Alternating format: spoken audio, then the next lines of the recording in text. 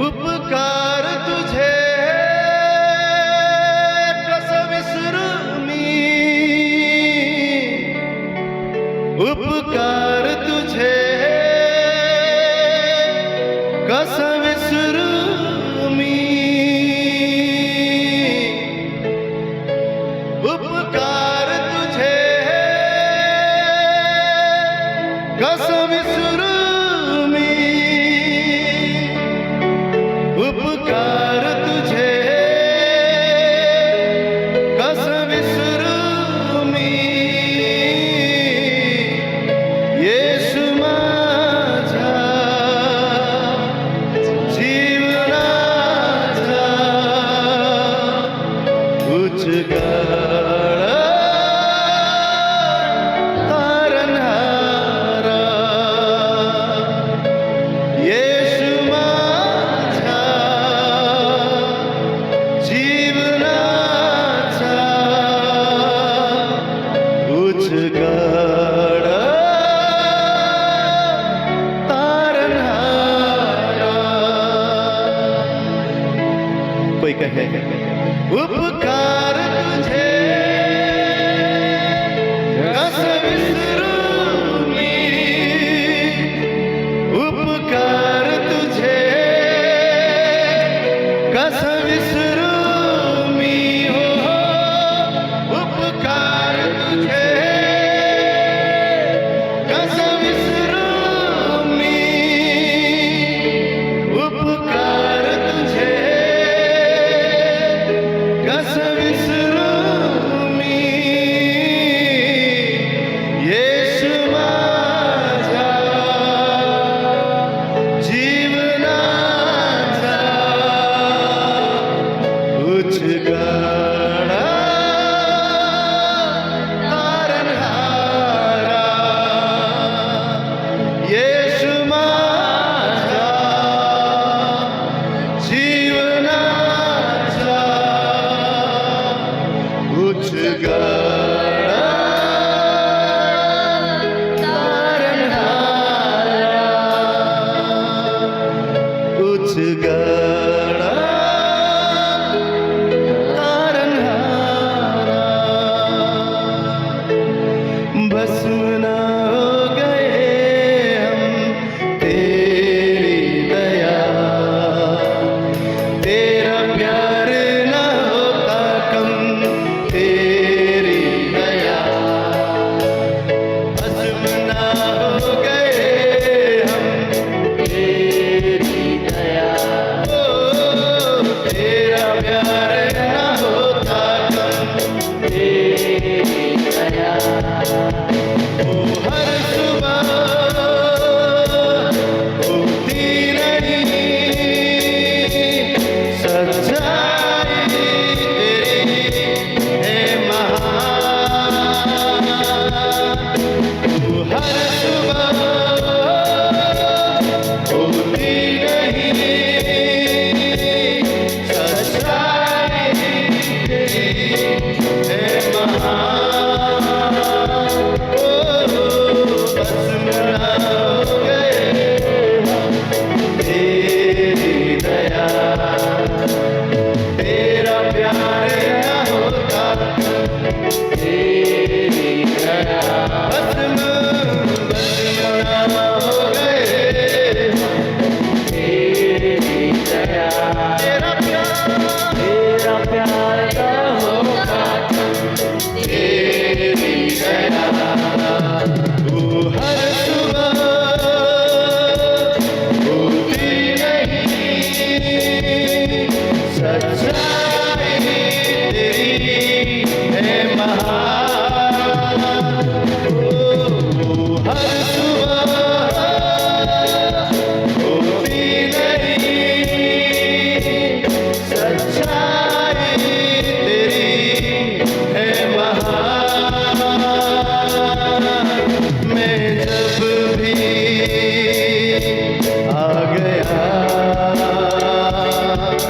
तेरे पीछे होकर हे प्रभु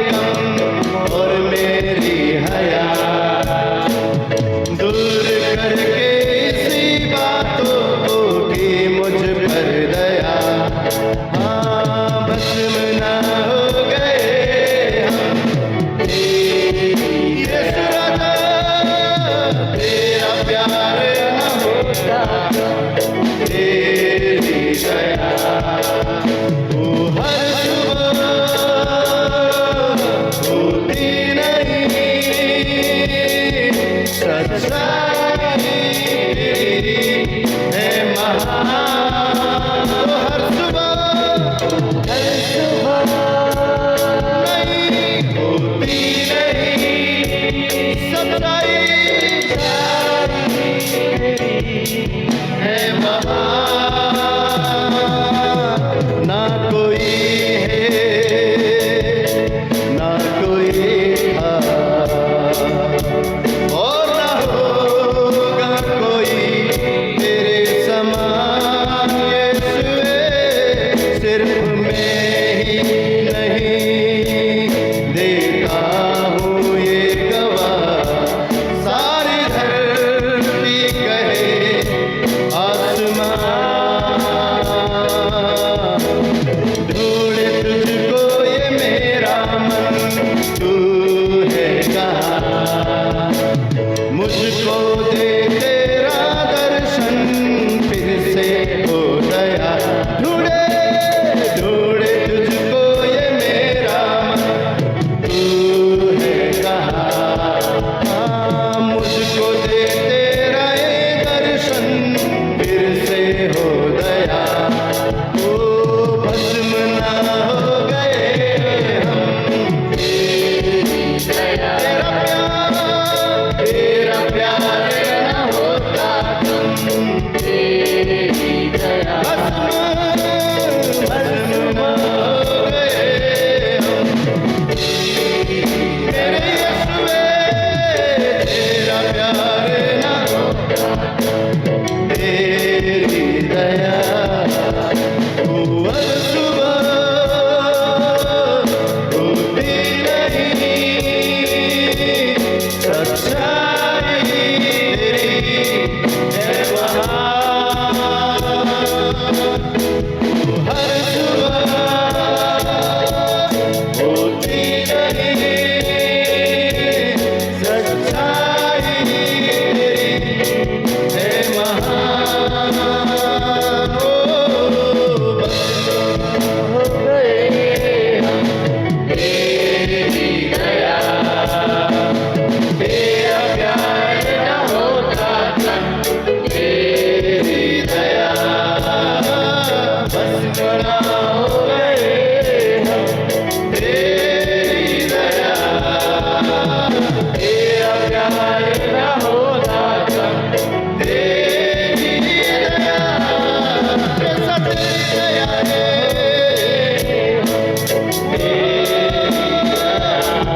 हर सुबह नहीं प्यार ना होता कम, तेरी करुणा होती है। हो गए हम, तेरी दया तेरा प्यार ना होगा कम, तेरी दया कभी कम न होती है।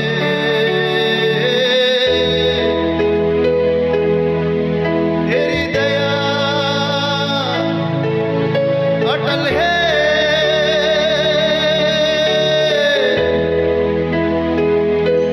कभी कम न होती है।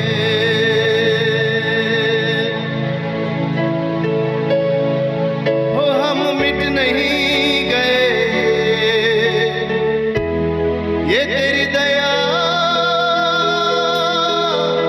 तेरी करुणा का महान फल है। तूने बचाया है, तूने संभाला है।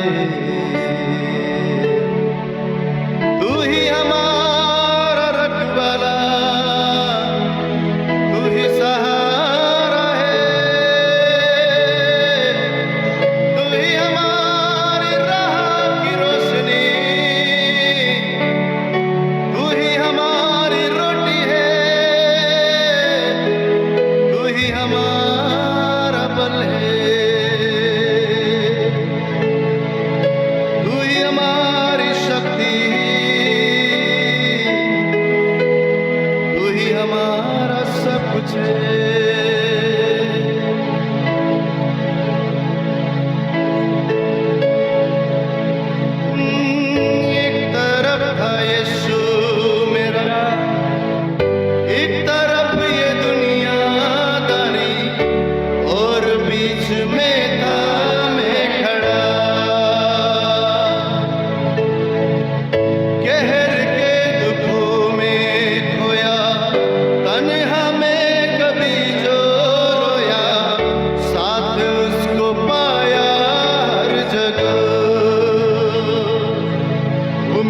रोशनी मेरा रहनुमा मेरा मसीह मेरा खुदा जो तन्हा ना कभी है छोड़ता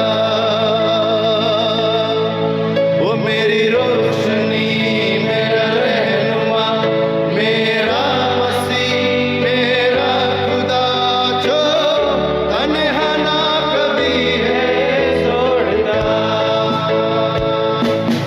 ओ एक तरफ था यीशु मेरा एक तरफ ये दुनिया आई और बीच में मैं खड़ा ओ कहर के दुखों में होया तन्हा में कभी जो रोया साथ उसको पाया हर जगह वो मेरी रोशनी मेरा रहनुमा मेरा मसीह मेरा खुदा जो तन्हा ना कभी है छोड़ता वो मेरी रोशनी मेरा रहनुमा मेरा मसीह मेरा खुदा जो तन्हा ना कभी है छोड़ता तेरे बिना ये मसीह मुझे मेरे जिस्म में कुछ भी हासिल हो नहीं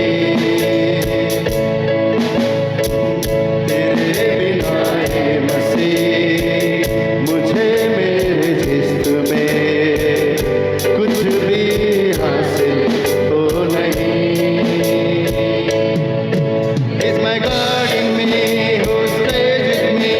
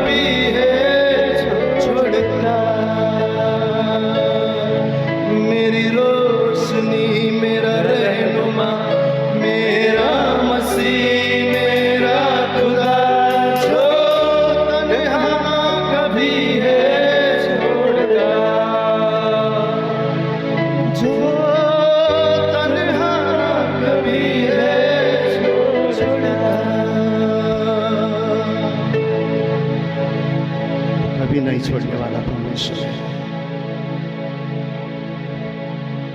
तू हमारे जीवन की रोशनी है प्रभु।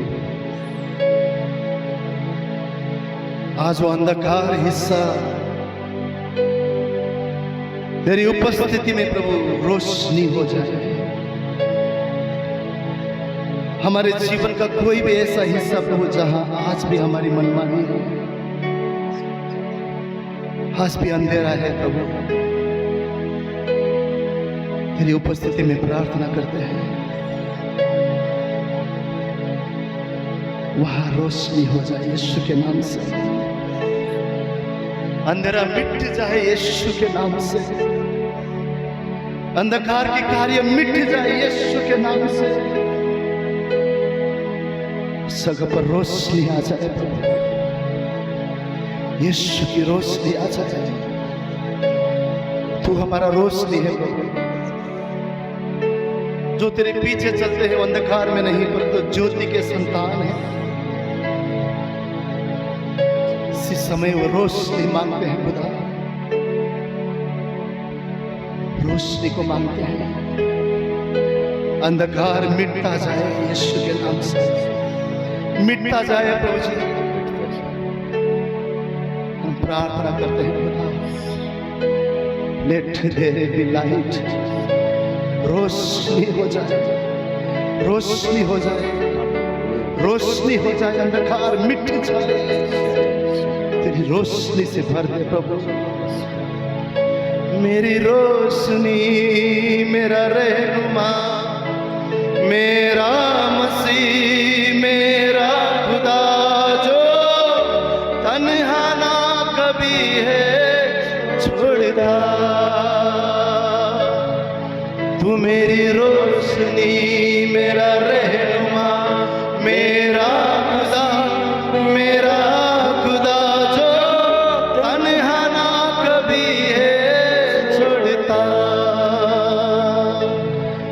वो मेरी रोशनी, मेरा रहनुमा, मेरा मसीह, मेरा खुदा, जो तन्हा ना कभी है छोड़ता। अपने हाथों को उठाकर रिक्त जगहों में मेरे तू ही तू ए मसीह, तू ही तू ए मसीह, ए मसीह। रिक्त जगहों में मेरे तू ही तू ए मसीह, तू ही तू ए मसीह, ए मसीह। उसे पुकारे, उसे पुकारे। रिक्त जगहों में मेरे तू ही तू ए मसीह, तू ही तू ए मसीह, ए मसीह। मेरी रोशनी, मेरा रहनुमा, मेरा खुदा, मेरा खुदा, जो तन्हा ना कभी है छोड़ता। यीशु मेरी रोशनी, मेरा रहनुमा, मेरा मसीह, मेरा खुदा, जो तन्हा ना कभी है छोड़ता। मुझे तन्हा ना कभी है छोड़ता। वो सच है, तन्हा ना कभी है छोड़ता। आइए कभी ना छोड़ने वाले उस परमेश्वर के लिए उत्तम तालियों का अर्पण। Hallelujah, hallelujah. जमाना छोड़ सकता है, अपने छोड़ सकते हैं, जिस चीज पर भरोसा है वो चीज भी हमें धोखा दे सकता है, पर जो कभी नहीं छोड़ता वो परमेश्वर है। आमीन। वो हमारा प्रभु यीशु मसीह है, वो कभी भी नहीं छोड़ता, कभी भी नहीं त्यागता। वो कहता है घोर अंधकार से भरे हुए तराई से भी तुमको जाना पड़े तो भी मैं तुम्हारे साथ हूँ, मैं कभी भी तुम्हें नहीं छोड़ूंगा। आमीन, आमीन। उसका नाम इमानुएल रखा गया। बार बार मैं अपने आप को ये बोलकर भी तसल्ली देता हूँ कितनी बार, प्रभु धन्यवाद तेरा नाम इमानुएल रखा गया, जो कहता है कि मैं सदा तेरे साथ हूँ। हालेलुया। इस संसार में परमेश्वर हमारे साथ है, स्वर्ग हमारी ओर है, जिंदा खुदा हमारे साथ है, उसका पवित्र आत्मा हमारे अंदर है, और जो संसार में है उससे बड़ा हमारे अंदर है। तो हम क्यों डरे और क्यों घबराए? आमीन, आमीन। और आज जो यहाँ पर आए हैं, हम इस विश्वास के साथ आए हैं कि जो अगर कमजोर भी है वो कहे मैं मसीह में बलवान हूँ। Hallelujah, hallelujah, hallelujah. जो घटी में भी है वो कहे मैं यीशु में भरपूरी में हूँ, यीशु में भरपूरी। जो दुख में वो कहे मैं परमेश्वर में आनंदित हूँ, आनंदित हूँ। Hallelujah, hallelujah. उसने हमें जीवन दिया है। आमीन। जब हम कहते हैं प्रभु तूने मुझे जीवन दिया है, तूने मुझे आनंद दिया है, तूने मुझे सुख दिया है, तो हम इस बात की घोषणा करते हैं कि वाकई परमेश्वर हमारी ओर है और उसकी कल्पना और विचार हमारे लिए लाभ की है। आमीन, आमीन। तो आइए हम सब मिलकर इस सुबह इस गीत के द्वारा परमेश्वर की आराधना करें, महिमा करें। जो गीत कहता है कि जीवन मिलिया मिलिया, आशीष ठहरी ठहरी। आशीष नहीं दिख रहा है तो भी इस गीत के द्वारा घोषणा करें मेरा आशीष आ रहा है और ठहरने वाला है, और मैं सदा बना रहूंगा क्योंकि मेरा परमेश्वर मेरे साथ है, वो विश्वास योग्य परमेश्वर है। आमीन। आइए हम सब मिलकर इस गीत को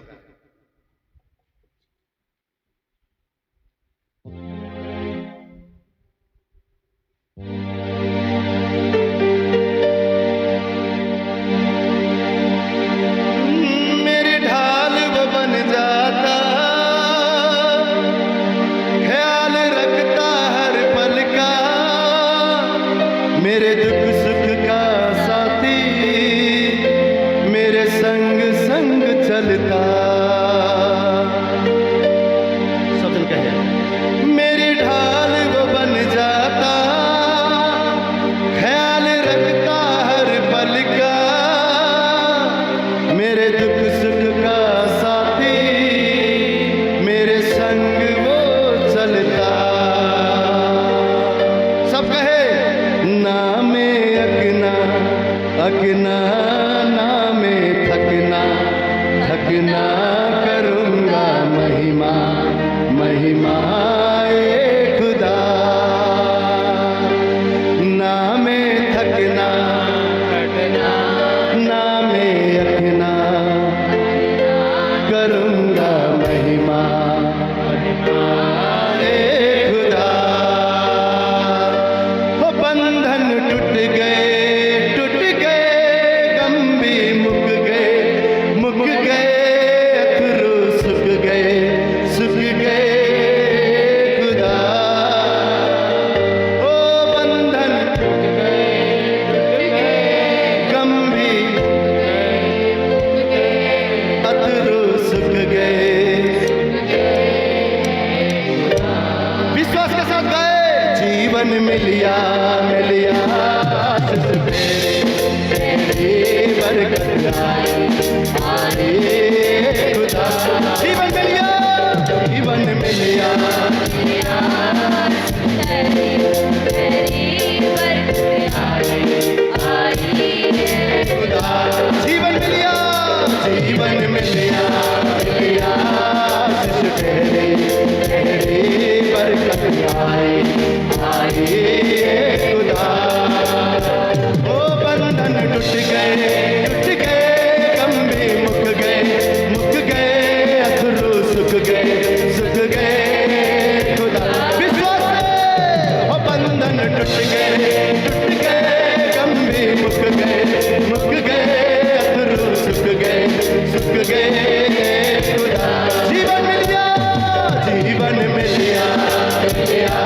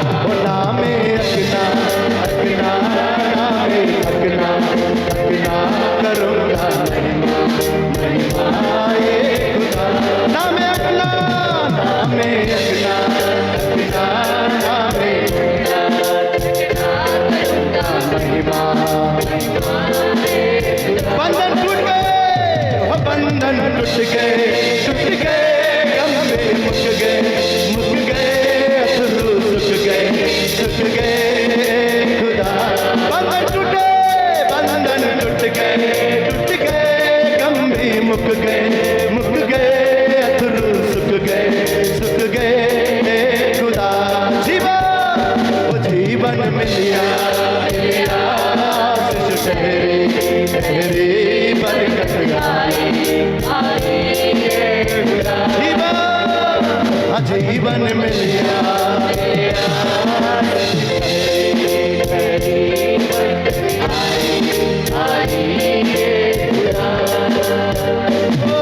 विश्वास ये मैं करता तू करदा मनुष्य का वो तरस खा के मुझ पर चंगा मुझको करता विश्वास ये मैं करता तू करदा मनुष्य का वो तरस खा के मुझ पर चंगा मुझको करता विश्वास ये मैं करता तू करदा मनुष्य का वो तरस खा के मुझ पर चंगा मुझको करता वो चाह जी चढ़ गए डूबे तर गए दुश्मन हर गए खुदा वो चाह जी चढ़ गए डूबे तर गए दुश्मन हर गए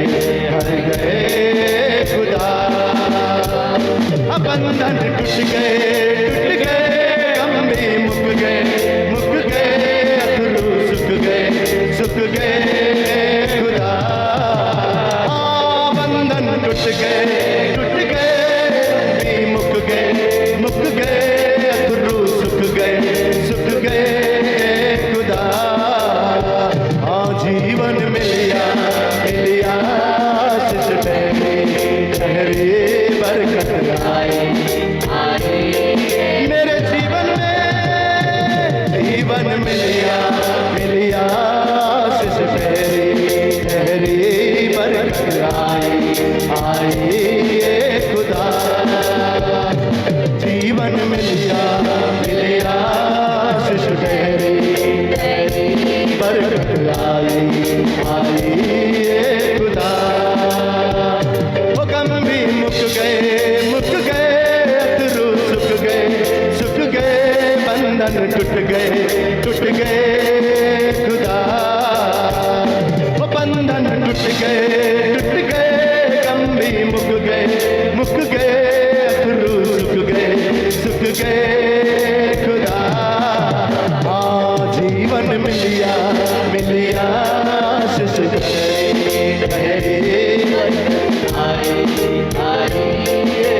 सब घोषित करे जीवन मिलिया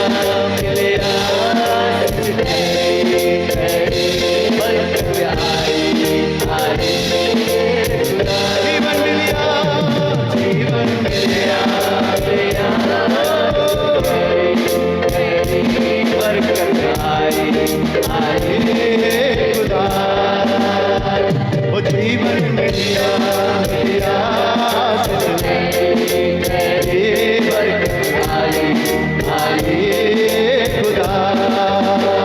वो जीवन मिलिया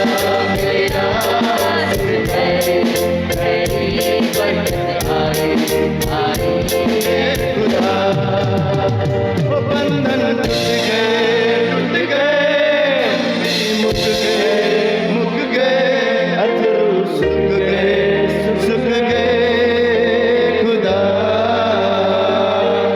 जीवन मिलिया ठहरी बरकत आई खुदा जीवन मिलिया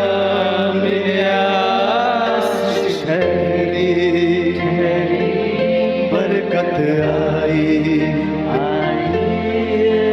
खुदा यीशु ने कहा मैं जीवन देने आया हूं वो भी भरपूरी का जीवन। इस समय अगर हम में से कोई भी उस भरपूरी को नहीं देख पा रहा है, उस परमेश्वर की आराधना करते हुए अपने जीवन में एक घोष कि मैंने जीवन पा लिया है, मैंने आशीष पा लिया है, मैंने बरकत पा लिया है, मैंने चंगाई पा लिया है, और उन आशीषों को मेरे जीवन में कोई रोक नहीं सकता जो मेरे परमेश्वर ने मेरे लिए रखा हुआ है। उस सुखी भूमि की ओर देखते हुए कहे कि मेरे जीवन में भरपूरी का मेहा परमेश्वर ने दिया है। उस कमजोर और उस कमी घटी में समय विश्वास के साथ घोष करे कि यीशु में मैं भरपूरी में हूँ, बड़ा आनंद का जीवन मैंने पा लिया है। एक जन अपने हाथों को ऊंचा उठाएं, उन परिस्थिति और हालात में अपने मन से कहे कि मेरा परमेश्वर उससे बड़ा है, मेरा यहोवा उससे बड़ा है, मेरा खुदा सबसे महान है, मेरा यीशु जिंदा और सामर्थी है, वो जीवन देने के लिए आया है। समय हम अपने जीवन के लिए घोष करें, अपने मुंह से घोष करें, मैंने जीवन को पा लिया है, मैंने आशीष को पा लिया है। जीवन मिलिया मिलिया आशीष तेरी, तेरी बरकत आई आई खुदा।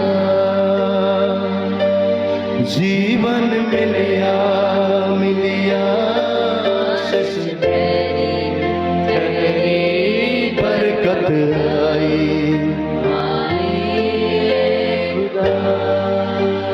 ओ बंधन टूट गए, टूट गए, गंभी मुक गए, मुक गए, अथरू सुख गए।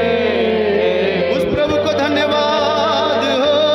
बंधन टूट गए, टूट गए, गंभी मुक गए, अथरू सुख गए खुदा।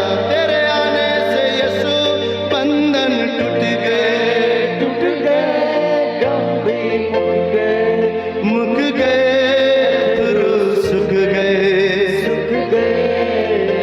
खुदा।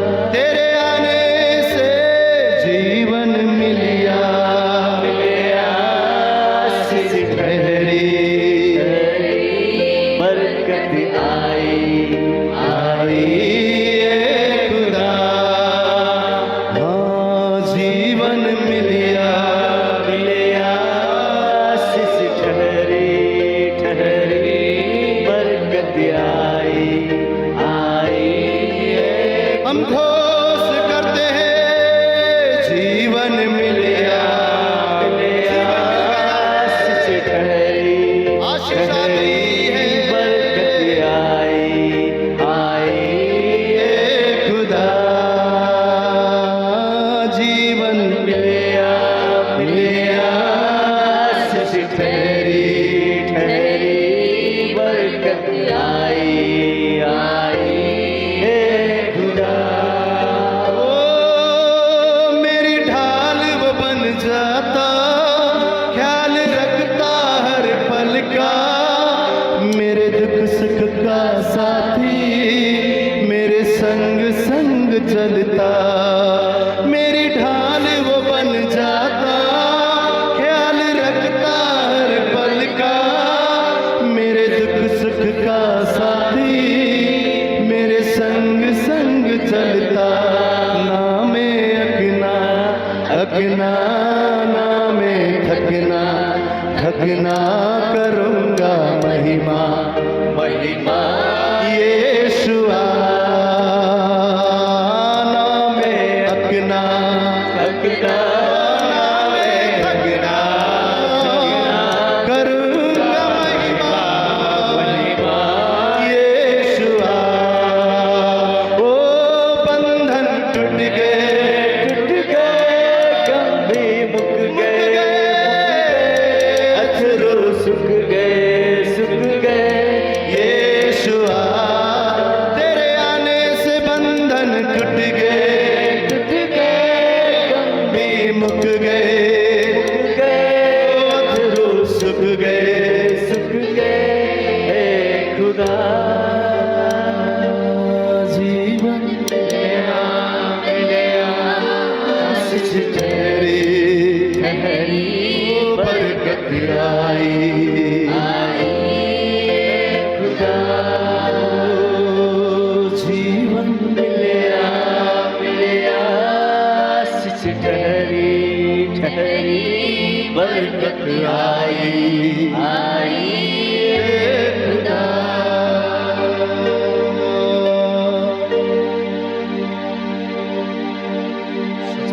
आने से हमारे जीवन में हमने आशीष और बरकत को पाया है। जो परमेश्वर ने कल हमारे जीवन को बचाया, वो आने वाले दिनों में भी वही संभालेगा, वही बचाएगा। वो हमारा चरवाहा है, अपनी राह पर हमें चलाने वाला परमेश्वर, सुखदायी जल के पास हमें ले जाने वाला, वो हमारा सृजनहार और हमारा रचना करने वाला परमेश्वर।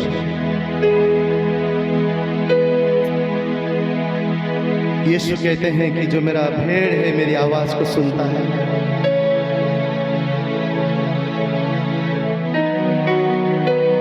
उस परमेश्वर ने हमें बचाया है, उसी ने हमें जीवन दिया है, वही हमें अपने पंखों तले छुपाकर, हमारी उंगलियों को थाम कर, सदा हमारे संग रहकर हमें चलाने वाला परमेश्वर है। वही हमारा गढ़ और पनाह है। यही उसकी उपस्थिति में हम भी उसे कहे, प्रभु मैं तेरी सुनना चाहता हूं, मेरे जीवन में उन स्वर्गीय तेरी बातों को चाहता हूं प्रभु। तेरी उपस्थिति में मेरी कल्पना और विचार नहीं, परंतु तेरी योजनाओं को चाहता हूं परमेश्वर। तूने कहा मेरी भेड़ मेरे शब्द को सुनता है प्रभु।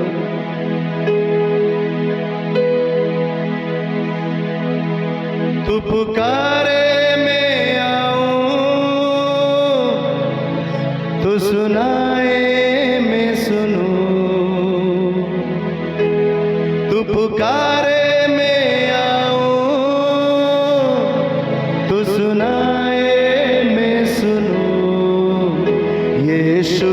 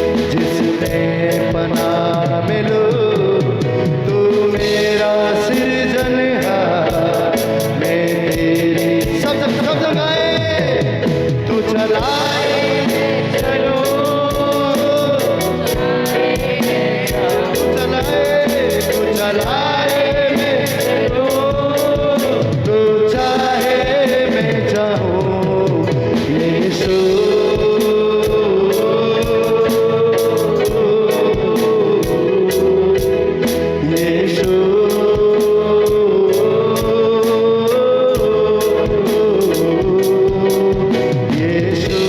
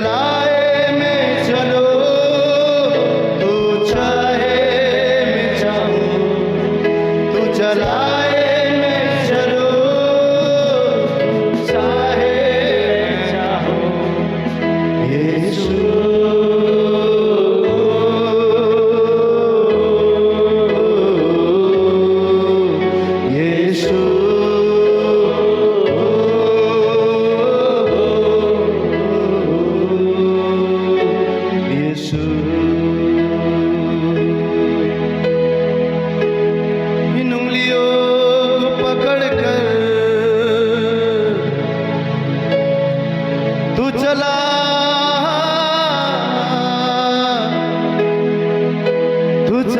दे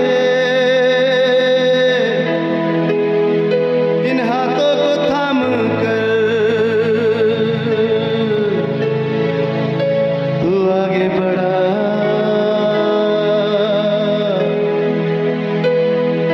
यीशु,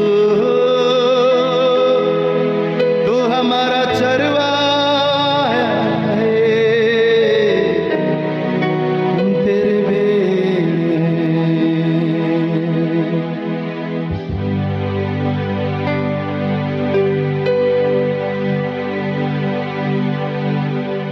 तू हमारा सृजनहार है, तू हमारे जीवन का रचना है प्रभु। तूने हमारी रचना की है, तूने हमें बनाया है परमेश्वर। हम बिखर भी जाए तू संवार देगा, हम टूट भी जाए प्रभु तू संभालने के लिए काफी है। अपने पंखों तले हमें छुपा कर रखने वाला, आंधी और तूफान में हमारे उंगलियों को थाम कर चलाने वाला, उन मुश्किल और अंधेरी राह पर हमें रोशनी देने वाला प्रभु, तू हमारा बल है, तू हमारी ओर है, तू हमारा जिंदा खुदा है। तेरे वादे सच्चे हैं प्रभु,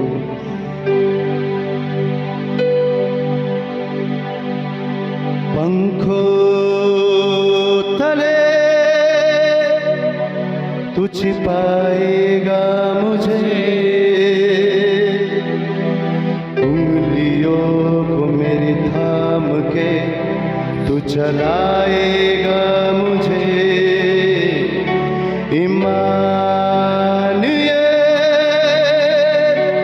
तू साथ रहेगा, अंधेरों में भी मुझको तो गिरने न देगा।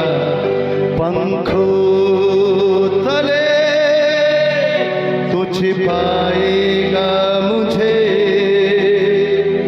उंगलियों को मेरी थाम के तू चलाएगा मुझे।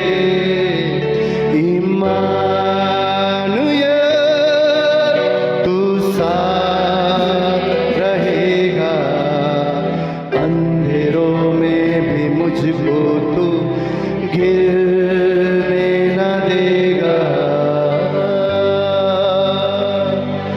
दुआ में शब्द ना रहे, आंसू ही बयां करे, जो कहना चाहूं तुझसे खुदा। आंसू ही तो बह रहे पर हारा नहीं हूँ मैं, ईमान भी तुझ में है मेरा। दुआ में शब्द ना रहे, आंसू ही बयां करे, जो कहना चाहूं तुझसे मैं खुदा। ये आंसू ही तो बह रहे पर हारा नहीं हूँ मैं, ईमान अब भी तुझ में है मेरा। कर बिखरा सा हो तू सवार देगा, कर टूटा सा हो तू संभाल लेगा। कर बिखरा सा हो तू सवार देगा, कर टूटा हो तू संभाल लेगा।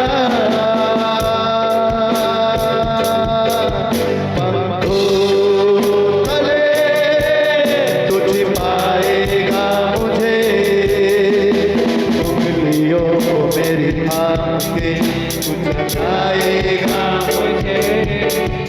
इम्मानुएल तू साथ रहेगा, अंधेरों में मुझको गिरने न देगा। तले तू छिपाएगा मुझे, मेरे नाम पे तू चलाएगा मुझे। इम्मानुएल साथ रहेगा, अंधेरों में भी मुझको तू गिरने न देगा।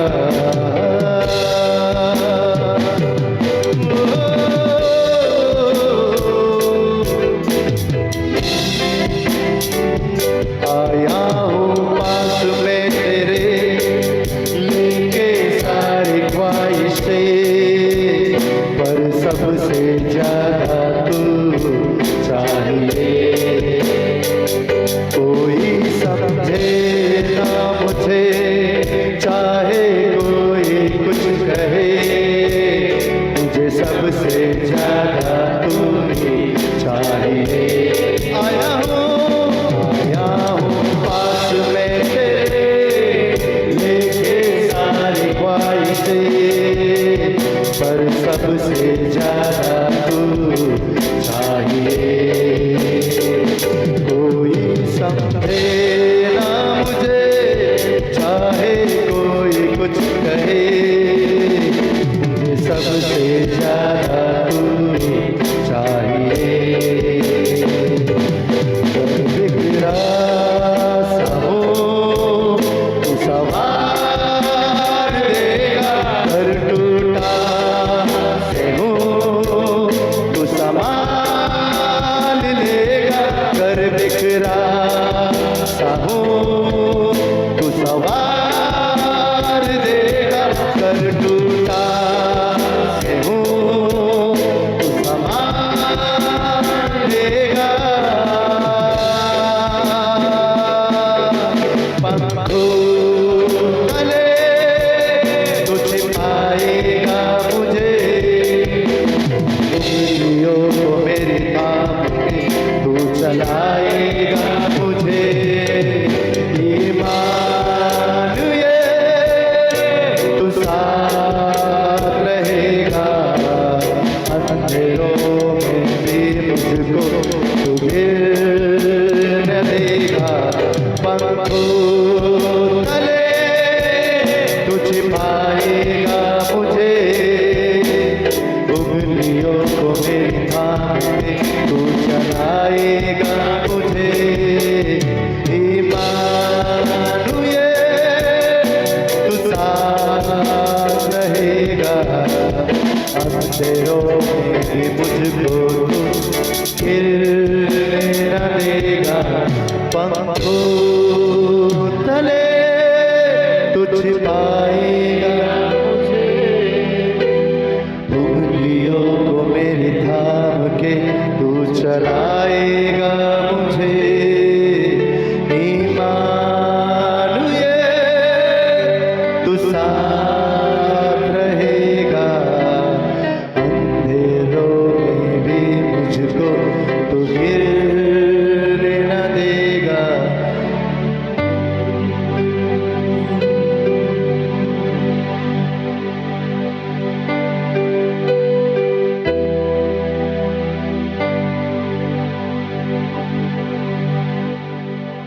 सच में प्रभु तेरे पंखों तले तूने हमें छुपा कर रखा है प्रभु।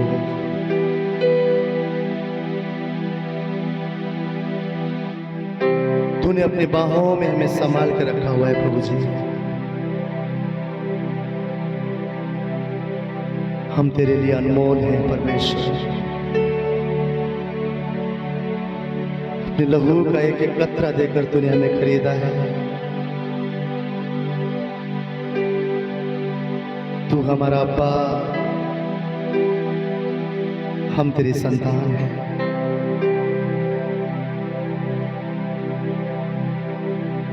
हम टूटे भी हो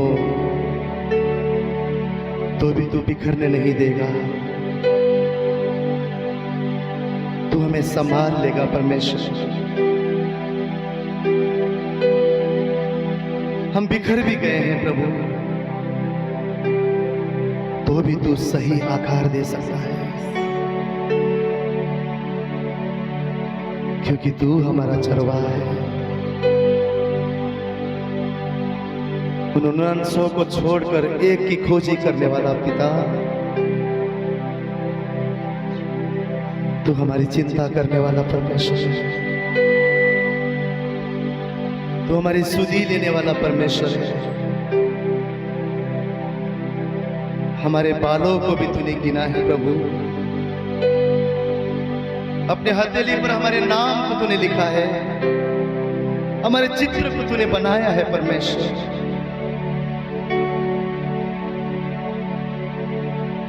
दूध पिलाने वाली माँ अपने बच्चे भूल सकती है, तू हमें नहीं भूलता प्रभु, तू हमें नहीं भूलता। तुझे धन्यवाद करते कि हमारे आंखों के आंसू को तूने मिटाया है। हम तेरा धन्यवाद करते हैं परमेश्वर। आने वाले दिनों में भी खुदा तू ही हमारे जीवन में आश्चर्य के कार्य करने जा रहा है। ऐसी बातें जो हमारी आंखों ने न देखी है, ऐसी बातें जो हमारे चित्त में न बसी है प्रभु, तू हमारे लिए कर रहा है प्रभु। हमारी आशा तू है, हमारा भरोसा तू है प्रभु। तू हमें कभी लज्जित नहीं होने देगा। तू हमारी रोशनी है खुदा, तू हमारा बल है, तू हमारी सामर्थ है, तू ही हमारा जीवन का भाग है परमेश्वर। सिर्फ तू यीशु राजा हमारे आनंद का कारण है प्रभु। हमारा दोस्त तू है, हमारा मित्र तू है, हमारे गहराई को भी जानने वाला, हमारे विचारों को समझने वाला, मैं कभी ना छोड़ने वाला पिता तू है। तुझे धन्यवाद देते हैं प्रभु। स्वर्ग हमारी ओर है, हम तुझे धन्यवाद देते हैं। परमेश्वर हमारी ओर है, हम तुझे धन्यवाद देते हैं। हमारे खिलाफ कोई नहीं हो सकता प्रभु। एक ही बात जानते हैं खुदा, हमारे लिए तो सारी बातें मिलकर भलाई भलाई और सिर्फ भलाई को ला रहा है प्रभु। इसलिए हम तुझे सारा आदर और महिमा देते हैं। ही प्रार्थना करते हैं प्रभु, हमारे जीवन में हमारी नहीं, केवल तेरी मर्जी पूरी होने पाए। तेरी उन योजना और कल्पना जो तूने हमारे लिए बनाया है प्रभु, सिर्फ वही पूरी होने पाए प्रभु, क्योंकि हम जानते वही हमारे लिए लाभ की है प्रभु। तेरी उपस्थिति में हमारी योजना और प्लान को हम रद्द करते हैं, और तेरी उन योजना और प्लान जो तूने स्वर्ग में हमारे लिए बनाया है, उन्हें हमारे जीवन में आजाद करते हैं प्रभु। तेरा धन्यवाद करते हैं आज की सुबह तेरे वचन के द्वारा तू हमें बल देने जा रहा है, इसलिए हम तेरा धन्यवाद करते हैं। ये सुंदर मौका तूने दिया हम तेरी आराधना कर सके, अवसर के लिए हम तेरा धन्यवाद करते हैं। सारा आदर, सारी महिमा, सारा सम्मान केवल तुझे और तुझे देते हैं यीशु राजा। धन्यवाद करते इस प्रार्थना विनती को हमारा उद्धार करता प्रभु यीशु मसीह के पवित्र और जीवित नाम से मांगते हैं, आमीन आमीन आमीन। आइए केवल यीशु मसीह के लिए जोरदार हमारी उत्तम तालियां करते हैं।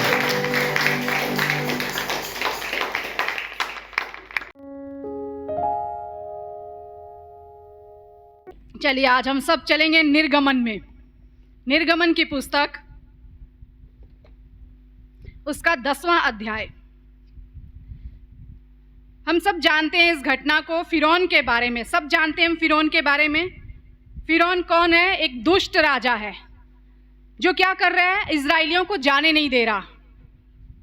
वो उन्हें छोड़ नहीं रहा है, उन्हें जाने नहीं दे रहा। और परमेश्वर का वचन अगर हम पढ़ें तो वहाँ क्या लिखा हुआ है, 10वें अध्याय के 3 वचन में, मूसा और हारून ने फिरौन के पास जाकर कहा, इब्रियों का परमेश्वर यहोवा तुझसे इस प्रकार कहता है, तू कब तक मेरे सामने दीन होने से संकोच करता रहेगा? मेरी प्रजा के लोगों को जाने दे कि वे मेरी उपासना करें। वो कह रहा है कब तक मेरे सामने दीन होने से संकोच करता रहेगा? मेरी प्रजा के लोगों को जाने दे कि वे मेरी उपासना करें। कुछ बात है यहाँ पर जो परमेश्वर उस हारून और मूसा से कह रहे हैं कि जाकर फिरौन से ये बात कहो, जाकर फिरौन से ये बात कहो कि तू कब तक मेरे सामने नहीं झुकेगा? कब तक तू हठीला बना रहेगा? कब तक तेरा मन कठोर रहेगा? क्यों तू दीन होना नहीं जानता? क्यों तू मेरी बात नहीं सुन रहा? हम सब जानते हैं ये फिरौन है यहाँ पर, लेकिन अगर हम देखें ना, ये फिरौन आज हमारे अंदर भी है। बार बार हम सुनते हैं, बार बार हमें कहा जाता है, बार बार हम वचन पढ़ते हैं, बार बार परमेश्वर की आवाज आती है। परमेश्वर कहता है कब तक? छोड़ दे, जाने दे, कब तक तू दीन नहीं होगा? पता है, जब हम परमेश्वर की बात नहीं मानते या नहीं सुनते, इसका मतलब है हम अपने आप को दीन नहीं कर रहे। हम दीन नहीं कर रहे, स्टबन हार्ट, जिद्दी हैं, हठीले हैं, हम फिरौन बन जाते हैं। जो कह रहा है परमेश्वर कहने दो। फिरौन यहाँ ये समझ रहा है कि मैं एक चरवाहे से एक मूसा के साथ डील कर रहा हूँ, उसे नहीं पता मैं परमेश्वर के साथ डील कर रहा हूँ। हमारे जीवन में भी यही होता है। अगर पास्टर कहे, प्रचारक कहे, कोई संगति में से कहे, मुझे इसको क्या पता, ये तो ऐसे ही बोल रहा है। ये नहीं हम समझते कि ये नहीं बोल रहा, यहाँ परमेश्वर बोल रहा है, परमेश्वर मुझसे बात कर रहा है। और जब हम उसकी नहीं सुनते, जब हम वो बात नहीं मानते, तब परमेश्वर कहता है कि तुम दीन नहीं, तुम हठी हो, तुम हठी हो गए हो, तुम्हारा मन जिद्दी है। जिद्दी मन देखा है ना, बच्चे सुनते नहीं हैं, बार बार बोलते रहो। बच्चों को क्या लगता है, मम्मी ऐसे ही बोलती हैं, डैडी ऐसे ही बोलते हैं, स्कूल में टीचर ऐसे ही बोलती है। हम सुन तो रहे हैं पर हम समझ नहीं रहे वो क्या बोल रहे हैं, इग्नोर करते हैं। सुन लिया, हाँ समझ आया, हाँ सुन लिया। यही बात यहाँ फिरौन के बारे में कही जा रही है। आज फिरौन की जगह ना हम खुद को खड़ा करके देखेंगे कि हम कहाँ हैं, हम कहाँ हैं। दो चीज़ें आज भी इस दुनिया में पाई जाती हैं, एक परमेश्वर का अधिकार और दूसरा मनुष्य का दीन ना होना। ये दोनों बातें आज भी मसीहों के जीवन में पाई जाती हैं। पर परमेश्वर यहाँ कह रहा है कि तू कब तक दीन नहीं होगा, कब तक मेरे सामने नहीं झुकेगा। और याकूब 4:6 में क्या लिखा हुआ है कि अभिमानियों का परमेश्वर क्या करता है, विरोध करता है। दीन ना होना मतलब घमंडी हो जाना, हठी, जिद्दी। घमंड का ही कारण है ना। जिद्दी कौन होते हैं? जिनको अपने ऊपर भरोसा होता है, नहीं मैं ऐसा ही करूँगा, मेरी मर्जी, जो मैं कर रहा हूँ मैं सही कर रहा हूँ, मैं ही करूँगा अपनी मर्जी। यहाँ फिरौन का यही हाल है। वो अपने सिंहासन को अपना परमेश्वर समझ रहा है, अपने कामों को अपनी व्यवस्था समझ रहा है। जो मैं कर रहा हूँ, मैं सबसे ऊंचा हूँ, मैं जानता हूँ मुझे क्या करना है।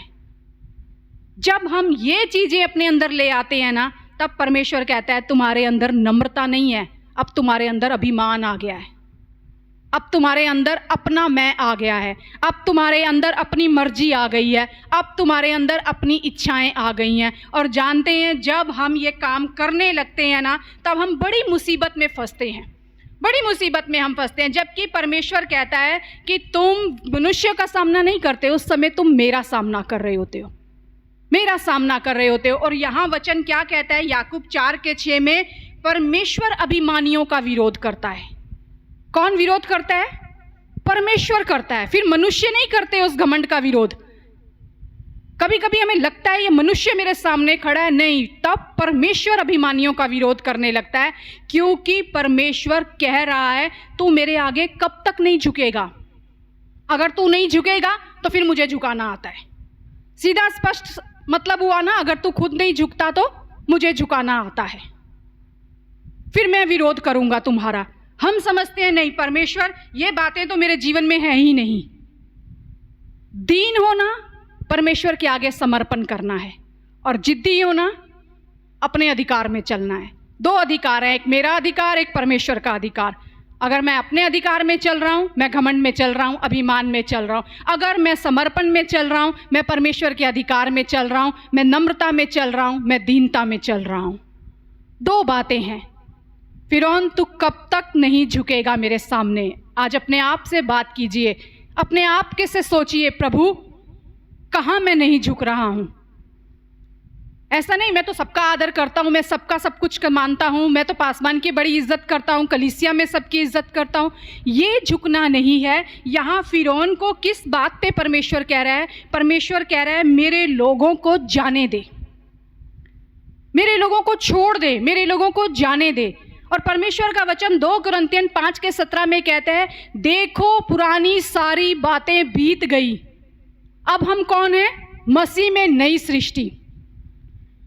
पुरानी सारी बातें बीत गई, रात गई, बात गई, अब हम नई सृष्टि हैं। हम इस वचन को कैसे लेते हैं कि परमेश्वर ने मुझे मेरे सारे पापों से छुटकारा दिया, अब मैं नई सृष्टि हूं। पता है ये वचन ना हर दिन के लिए हमारे जीवन में है। हर दिन हमें अपने आप को कहना है सारी पुरानी बातें बीत गई, कल का समय चला गया, मैं उसे ला नहीं सकता, वो बीत गया, चला गया वो, अब मैं नई सृष्टि हूँ, आज मैं नई सृष्टि हूँ। यहाँ फिरौन को मूसा कह रहा है कि जाने दे, परमेश्वर कह रहा है छोड़ दे मेरे लोगों को, जाने दे। आज परमेश्वर कह रहा है तुम्हारे को मैंने उस पुरानी सृष्टि से हटाकर नई सृष्टि बनाया है, बीत गई पुरानी बातें। पौलुस कहता है मैं सारी पुरानी बातों को पीछे छोड़कर आगे निशाने की ओर भागा चला जाता हूँ। बहुत बार हम बहुत सी चीज़ों के लिए अपने घर में, आपने भी ये कहा होगा, छोड़ो छोड़ो वो बातें मत करो, छोड़ दो उनको, जाने दो। हमारे घर में तो हम बहुत बोलते हैं। कभी हम दोनों अगर पिछली कोई बात निकालें ना, या तो मेरे पति बोलेंगे छोड़ दो उस बात का नाम मत करो जिक्र। कभी कोई ऐसी बात हो मैं भी बोलती हूँ छोड़ दो उसे, याद मत करो। परमेश्वर कह रहा है फिरौन से छोड़ दे इन्हें, मेरे लोगों को जाने दे। मूसा कह रहा है, पौलुस कह रहा है मैंने सारी पुरानी बातें छोड़ दी हैं। परमेश्वर कह रहा है सारी पुरानी बातें बीत गई हैं, छूट गया सब कुछ, अब तुम आगे बढ़ रहे हो। लूत के परिवार से परमेश्वर ने कहा पीछे पलट कर मत देखना, दौड़ जा आगे। प्रवचन क्या कहता है? लूत की पत्नी ने दृष्टि फेर कर पीछे देखा। लूत की पत्नी ने दृष्टि फेर कर पीछे देखा। आज कितने फिरौन की जगह पर हैं और कितने पौलुस की जगह पर हैं, कितने लूत की पत्नी की जगह पर हैं कि अभी भी मुझे नहीं छोड़ना, मुझे नहीं झुकना। कितने लूत की पत्नी की तरह अभी भी दृष्टि फेर कर पीछे देख रहे हैं। आज परमेश्वर चाहता है जब मैंने तुम्हें आगे बढ़ाया है, नई सृष्टि बनाया है, तो जाने दो ना, छोड़ दो। बहुत सी ऐसी बातें हैं हम नहीं छोड़ते। जब हम नहीं छोड़ते तो याद रखिए हम कहीं ना कहीं घमंडी बने हुए हैं। उन बातों को पकड़कर, अपनी जिद को पकड़कर, वो स्टबन हार्ट लेकर, हठीला मन लेकर, और परमेश्वर कह रहा है तुम घमंडी हो। कभी कभी हमें दूसरे का घमंड बड़ा दिखता है और वो किसी की सुनता नहीं है। क्या हम सुनते हैं? हम घमंडी हैं। और आत्मा क्या कह रहा है? परमेश्वर अभिमानियों का विरोध करता है, कोई और नहीं करेगा, परमेश्वर विरोध करता है, वो आत्मा विरोध करता है जब हम नहीं सुनते, चाहे वो छोटी सी बात हो चाहे बड़ी बात हो। परमेश्वर के राज्य में हर बात का परमेश्वर कहता है सुनो, मेरे पीछे चलो, जो मैंने कहा उसे मानो। हर बात का, चाहे वो छोटी सी बात हो चाहे बड़ी बात हो। अगर हम नहीं मानते हम दीन नहीं हो रहे। क्यों? क्योंकि अभी भी हमारे अंदर हमारा मैं जिंदा है, अभी भी हमारे अंदर हमारी बातें जिंदा हैं। और बड़ा बुरा परिणाम है जब आत्मा विरोध करे, जब परमेश्वर विरोध करे। हो सकता है आपको आज लगता होगा दुष्ट आत्माएं मेरे पीछे पड़ी हैं, शैतान मेरे पीछे पड़ा है, मनुष्य मेरा विरोध करते हैं। नहीं, अपने जीवन को जांचो, कौन सी ऐसी बात है जो आज मैंने पकड़ी हुई है? कौन सी ऐसी बात? क्या मैंने आशमा को पकड़ा हुआ है? क्या मैंने किसी रिश्तेदार को पकड़ा हुआ है, उसने मेरे साथ ऐसा किया था? क्या उस बातों को पकड़ा हुआ है? क्या जलन को पकड़ा हुआ है? या कड़वाहट को पकड़ा हुआ है? अपने पास्ट को पकड़ा हुआ है? हम कहते हैं हम भूल गए। पता है वो क्या होता है? जिंदा मुर्दे हमने दफनाए हुए हैं। जिंदा मुर्दे दफनाना मतलब वो अंदर से हमें खा रहे हैं। अंदर तो जिंदा है ना, पर हमने तो दफना दिए हैं। ऊपर मिट्टी डाली पर वो अंदर से हमें खा रहे हैं। परमेश्वर कह रहा है कौन सी ऐसी बातें हैं जो तुम नहीं छोड़ रहे? छोड़ और चल मेरी उपासना कर। हमारी उपासना रुक जाती है जब हम वो बातें नहीं छोड़ते। जब हम वो बातें नहीं छोड़ते। पवित्र शास्त्र में एक घटना है कि एक व्यक्ति अपने कर्जदार, जब वो एक स्वामी है जो अपना रिकॉर्ड रख रहा है, सारा बैलेंस चेक कर रहा है, किसका कितना बकाया है, किसका कितना बचा है। एक व्यक्ति उसके सामने आता है जिसका उसने बकाया उसके ऊपर है। वो गिड़गिड़ाने लगता है, कहता है इसका सब कुछ ले लो, सब कुछ बेच दो। वो कहता है नहीं नहीं, मुझ पर दया कर। और अब क्या करता है स्वामी? माफ़ कर देता है। चल छोड़ा, माफ़ किया इसका सारा। पर वचन कहता है जब वो आगे बाहर निकलता है ना, उसका एक कर्जदार उसको मिलता है। और वो कर्जदार जब कहता है मुझे माफ़ कर, तो वो कहता है ना ना, माफ़ तो नहीं करूँगा, बिल्कुल नहीं करूँगा। और फिर क्या होता है? वो कहता है स्वामी कहता है जब मैंने इसका माफ़ कर दिया तो ये क्यों नहीं माफ़ कर पा रहा? इसको जेल में डाल दो, इसको जेल में डाल दो। जेल में डाल देना मतलब तुम बंधुआई में आ गए हो। बंधुआई में जब परमेश्वर ने हमारा सब कुछ माफ़ किया तो हम क्यों नहीं माफ़ कर सकते? जानते हैं जब हम माफ़ नहीं करते तब भी हम ही जेल में बैठे हैं। माफ़ करके भी हम ही आज़ाद हैं और ना माफ़ करके भी हम ही गुलाम हैं। ये आज़ादी परमेश्वर देना चाहता है। जहाँ आत्मा है वहाँ स्वतंत्रता है। जब वो आत्मा हमारे अंदर है तो हमने अक्षमा की आत्मा क्यों रखी हुई है? हमने जलन की आत्मा क्यों रखी हुई है? हमने वो कड़वाहट की आत्मा क्यों रखी? उसने मेरे साथ ऐसा किया था, अरे करने वाला भूल गया। पर हम आज भी उस बंधुआई में जी रहे हैं, हम आज भी उस बंधुआई में हैं। हम नहीं छोड़ रहे, हम नहीं जाने दे रहे। हम परमेश्वर के सामने अभिमानी बनकर खड़े हैं और कोई नहीं, परमेश्वर हमारा विरोध कर रहा है। परमेश्वर हमारा विरोध कर रहा है। आज परमेश्वर चाहता है कि जब मैंने तुम्हें आज़ाद किया है ना, तो आज़ादी में चलो, छोड़ देना सीखो और आगे बढ़ना सीखो, निशाने की तरफ देखते हुए चलो। वचन कहता है, भजन संहिता में लिखा है, दाऊद कहता है मेरी आंखें सदैव, भजन संहिता 25:15 में, मेरी आंखें सदैव यहोवा पर टकटकी लगाए रहती हैं, क्योंकि वही मेरे पाँव को जाल में से छुड़ाएगा।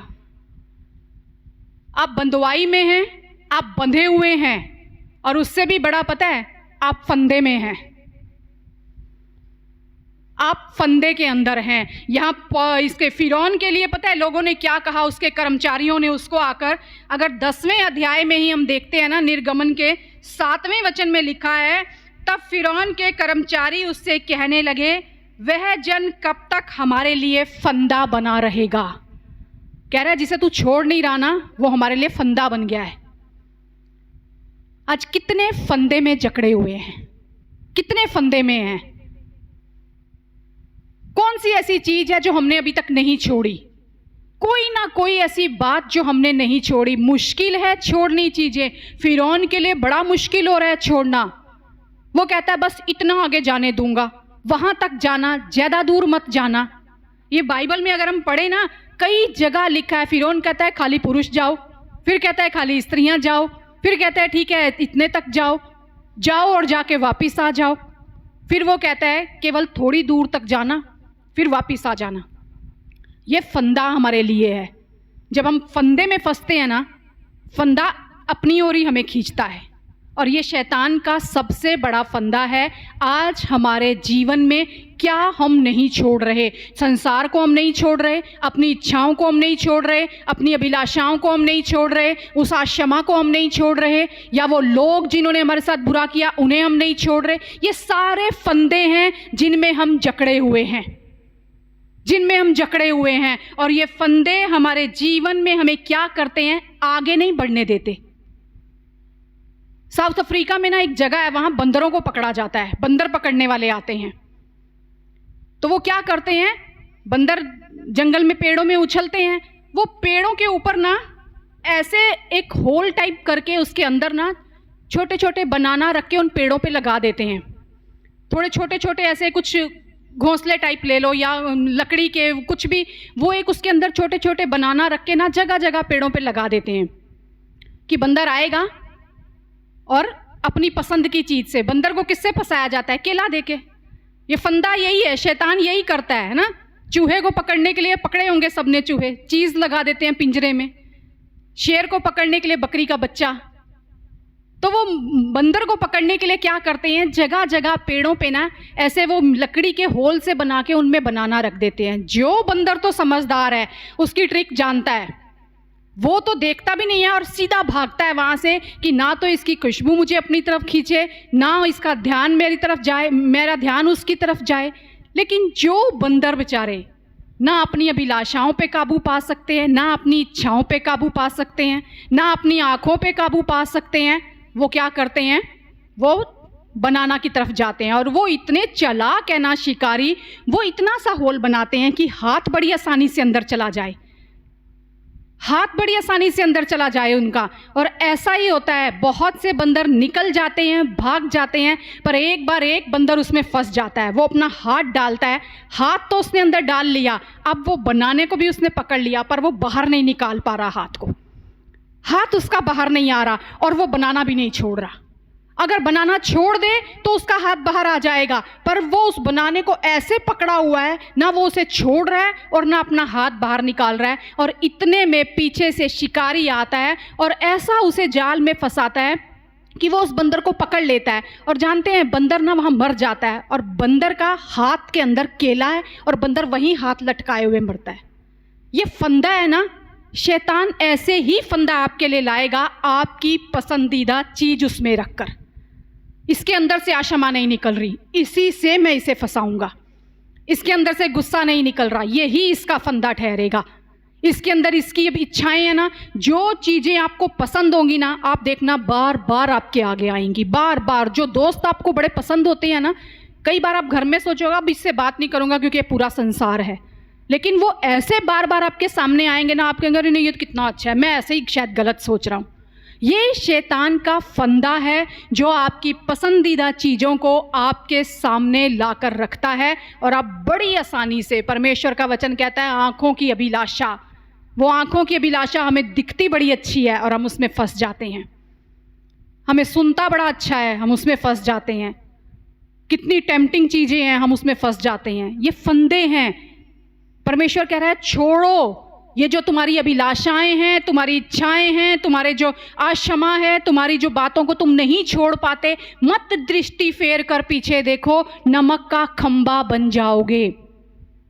मेरी सुनो, मेरे पीछे चलो, उस शुद्ध दुष्ट की युक्तियों से अनजान मत रहो। उसने फंदा तैयार किया है आपके लिए और परमेश्वर के लिए वचन में कह रहा है दाऊद वही मेरे पांव को जाल से छुड़ाएगा, कोई और नहीं छुड़ा सकता। उन फंदों से बचने के लिए, उन जाल से बचने के लिए सिर्फ परमेश्वर ही एकमात्र हमारा सहारा है। और जब वो कहे, जब तू पुकारे मैं सुनूं, तू कहे मैं चलूं, तू रुकने को बोले मैं रुक जाऊं। मूसा कहता है यदि तू ना कहे तो हम एक कदम ना आगे चलें, यदि तू हमारी अगुवाई ना करे प्रभु हम नहीं चल सकते, क्योंकि हमें पता है जगह जगह मार्ग में फंदे हैं, जगह जगह जाल बिछे हुए हैं। वो दुष्ट इस ताक में बैठा है किसको फाड़ खाए, पर आज भी हम उन फंदों में हैं। आज भी हम कहते हैं कोई हमारा विरोध कर रहा है, नहीं, परमेश्वर कहता है आत्मा ही तुम्हारा विरोध कर रहा है, परमेश्वर ही तुम्हारा विरोध कर रहा है, क्योंकि तुम नहीं निकल रहे उसमें से। राख के बदले सुंदरता दी है परमेश्वर ने, आशमा के, हमारे दोष के बदले परमेश्वर कहता है मैंने माफी दी है तुम्हें, दुख के बदले खुशी दी है मैंने तुम्हें, स्तुति के वस्त्र पहनाए हैं तुम्हें। फिर भी हम वहां तक नहीं पहुंच रहे, क्यों? क्योंकि हम आज भी राख को संभाल के रखे हुए हैं, आज भी हम राख को लपेट कर रखे हुए हैं। जो वो मिट चुका है उसमें कुछ नहीं बचा, फिर भी हमने समेटा हुआ है। हमारे जीवन में सुंदरता नहीं आ सकती जब तक हम उस राख को फेंकेंगे नहीं। हमारे जीवन में वो बहाली नहीं आ सकती जब तक हम उस नामधराई को लेकर चलेंगे। उसने मेरा अनादर किया, परमेश्वर कहता है नामधराई के बदले दूना आदर दूंगा। वो हर चीज पलट रहा है, पुरानी बातें बीत गई हैं, तुम नई सृष्टि हो। अपने आप को मसीह में खड़ा हुआ देखो और छोड़ दो, जाने दो जो चला गया पीछे। क्या कल के समय को हम ला सकते हैं वापस? कभी नहीं। अगर मैं पूछूं सबसे कीमती समय, सबसे अच्छी बात, अच्छा समय आपके जीवन में कौन सा था? सबसे अच्छा समय शायद हम कहें हमने जब बपतिस्मा लिया, जब हमारी शादी हुई, जब हमारे बच्चे हुए, जब हमारे जीवन में कोई गवाही आई। जानते हैं वो सारी बातें अच्छी थी, पर उनको आप दोबारा नहीं ला सकते। जो कल है उसको आप आज नहीं ला सकते, कल परमेश्वर के हाथों में है। पर कब? जब हम समर्पण करके चलेंगे तब वो कल हमारा खूबसूरत होगा। सबसे कीमती समय आज, अभी का समय है। जिसका हम सदुपयोग कर सकते हैं, जिसका हम फायदा उठा सकते हैं। परमेश्वर कहता है आज का समय तुम्हारे लिए, आज का दिन तुम्हारे लिए आनंद का दिन है। आज का दिन मैंने बनाया है। कल में मत भागो, पिछले कल को मत पकड़ के रखो, मत वहां दृष्टि फेरते रहो, छोड़ दो सारी बातें। एक मसीह के लिए छोड़ देना सबसे जरूरी है। रात को क्या बात हुई ना, सुबह उठते उसे भी छोड़ दो। अब थोड़ी वापिस जाके हम उसको ठीक कर सकते हैं पीछे, तो जो हम आज कर सकते हैं उसमें हम जिए। जब हम नहीं सुनेंगे, नहीं मानेंगे, फिरौन तू कब तक मेरे सामने दीन होने से संकोच करता रहेगा, कब तक मेरे सामने दीन होने से संकोच करता रहेगा। आज ये परमेश्वर का वचन आपके और मेरे लिए है। कब तक हम दीन होने से संकोच करेंगे, कब तक हम अपने अभिमान में चलेंगे, कब तक हम जो मुझे पता है वहां में मैं गलत नहीं था। आप थे गलत या नहीं थे गलत, आपको अपनी जिंदगी को आगे दौड़ में दौड़ना है। ऐसा ना हो कि परमेश्वर आपका विरोध करे, परमेश्वर आपका विरोध करे। परमेश्वर के वचन में ही हम देखते हैं एक व्यक्ति जो इतना ज्यादा परमेश्वर का भविष्यवक्ता है, एक भविष्यवक्ता है और कहता है मैंने खुली आंखों से परमेश्वर का दर्शन देखा है। बता सकता है कोई उसका नाम? बिलाम। गिनती की पुस्तक में हम चलेंगे, उसका 21वां अध्याय, 22वें अध्याय में वहां लिखा हुआ है कि बालाक जो है ना वो डर जाता है इजराइलियों को, भीड़ को अपने ऊपर आते हुए देखकर कि अब ये हमारे यहाँ से निकलेंगे तो ये हमें कुचल देंगे। तो वो बिलाम को बुलाता है जो भविष्यवक्ता है और कहता है कि बिलाम को बुला के लाओ कि वो आकर इन इजराइलियों को श्राप दे। सब हम इस घटना को जानते होंगे, 22वें अध्याय में निर्गमन की गिनती की पुस्तक में आप पढ़ सकते हैं घर जाकर। बिलाम को बुलाकर लाओ कि बिलाम यहाँ आए और इजराइलियों को श्राप दे। और वो अपने लोगों को, सेवकों को भेजता है। जब वो भेजता है ना, बिलाम कहता है मैं परमेश्वर से पूछूंगा, और वो परमेश्वर से पूछता है और परमेश्वर उसे जाने से मना कर देते हैं कि तू मत जाना, इजराइली आशीष के लिए बुलाए गए हैं। दोबारा फिर बालाक भेजता है लोगों को और कहता है नहीं जाओ, उसको बोलो ज़्यादा बड़ी प्रतिष्ठा करेंगे। वो फिर कहता है अच्छा ठीक है, मैं फिर परमेश्वर से पूछूंगा। फिर वो बात करता है तो परमेश्वर कहता है जा, चला जा, और वो जाता है। और क्या होता है 21वें वचन से अगर हम देखें, वो बिलाम लिखा है 22वें वचन में, और उसके जाने के कारण परमेश्वर का कोप भड़क उठा और यहोवा का दूत उसका विरोध करने के लिए मार्ग रोक कर खड़ा हो गया। मैं कई बार इसे पढ़ती थी तो मैं बोलती थी परमेश्वर आप ही ने तो कहा जा, फिर क्यों रोका, क्यों क्रोध भड़का? जानते हैं जब हम एक बार परमेश्वर हमें कुछ मना कर देना और हम फिर दोबारा जाते हैं ना उसी बात के लिए, तो परमेश्वर कहता है जा कर ले अपनी मर्जी, तुझे नहीं सुनना, मैंने एक बार कहा ना। अय्यूब कहता है उसने एक बार कहा, मैंने 2 बार सुना। हम क्या करते हैं, परमेश्वर 10 बार बोले हमें तो भी नहीं सुनता, पहली बार का तो हमें समझ ही नहीं आता। यहां परमेश्वर उसे कह रहा है जा, चला गया। और फिर आगे वचन कहता है परमेश्वर का कोप उस पर भड़क उठा और यहोवा का दूत उसका विरोध करने के लिए मार्ग रोक कर खड़ा हो गया। कौन विरोध कर रहा है उसका?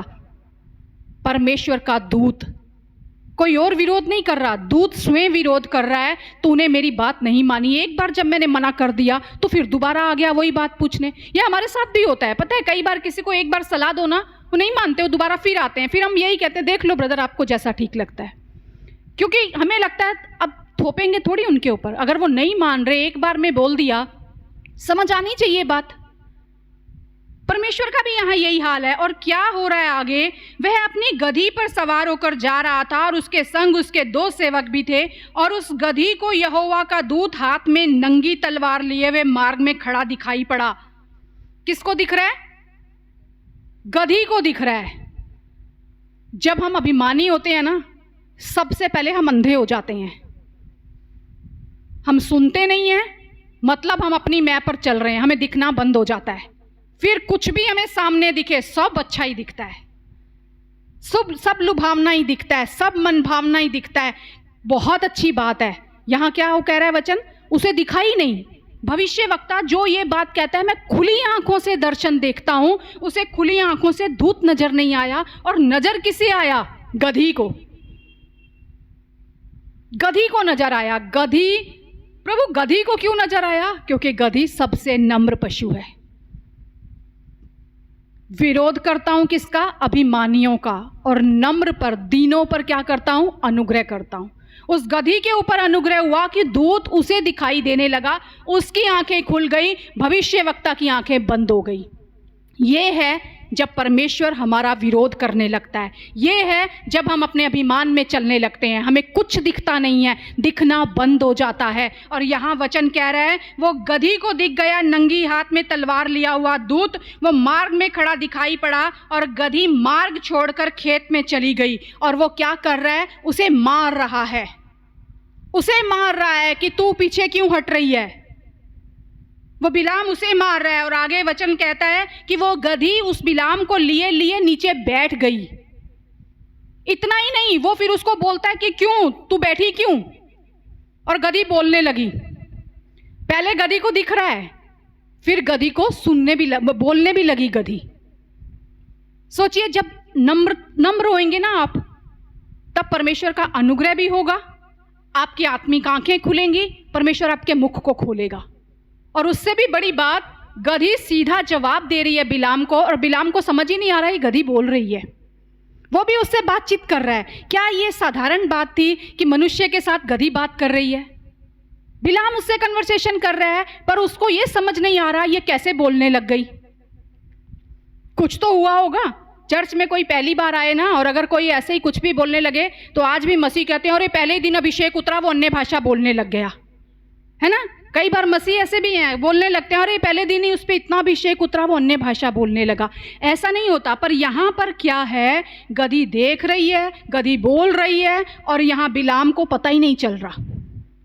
और वचन कहता है, 31 वचन में लिखा है, तब यहोवा ने बिलाम की आंखें खोली। और पता है दूत ने क्या कहा उसे? उसको यहोवा का दूत हाथ में नंगी तलवार लिए हुए मार्ग में खड़ा दिखाई पड़ा। तब वह झुक गया और मुंह के बल गिरकर दंडवत की। यहोवा के दूत ने उससे कहा, तूने अपनी गधी को 3 बार क्यों मारा?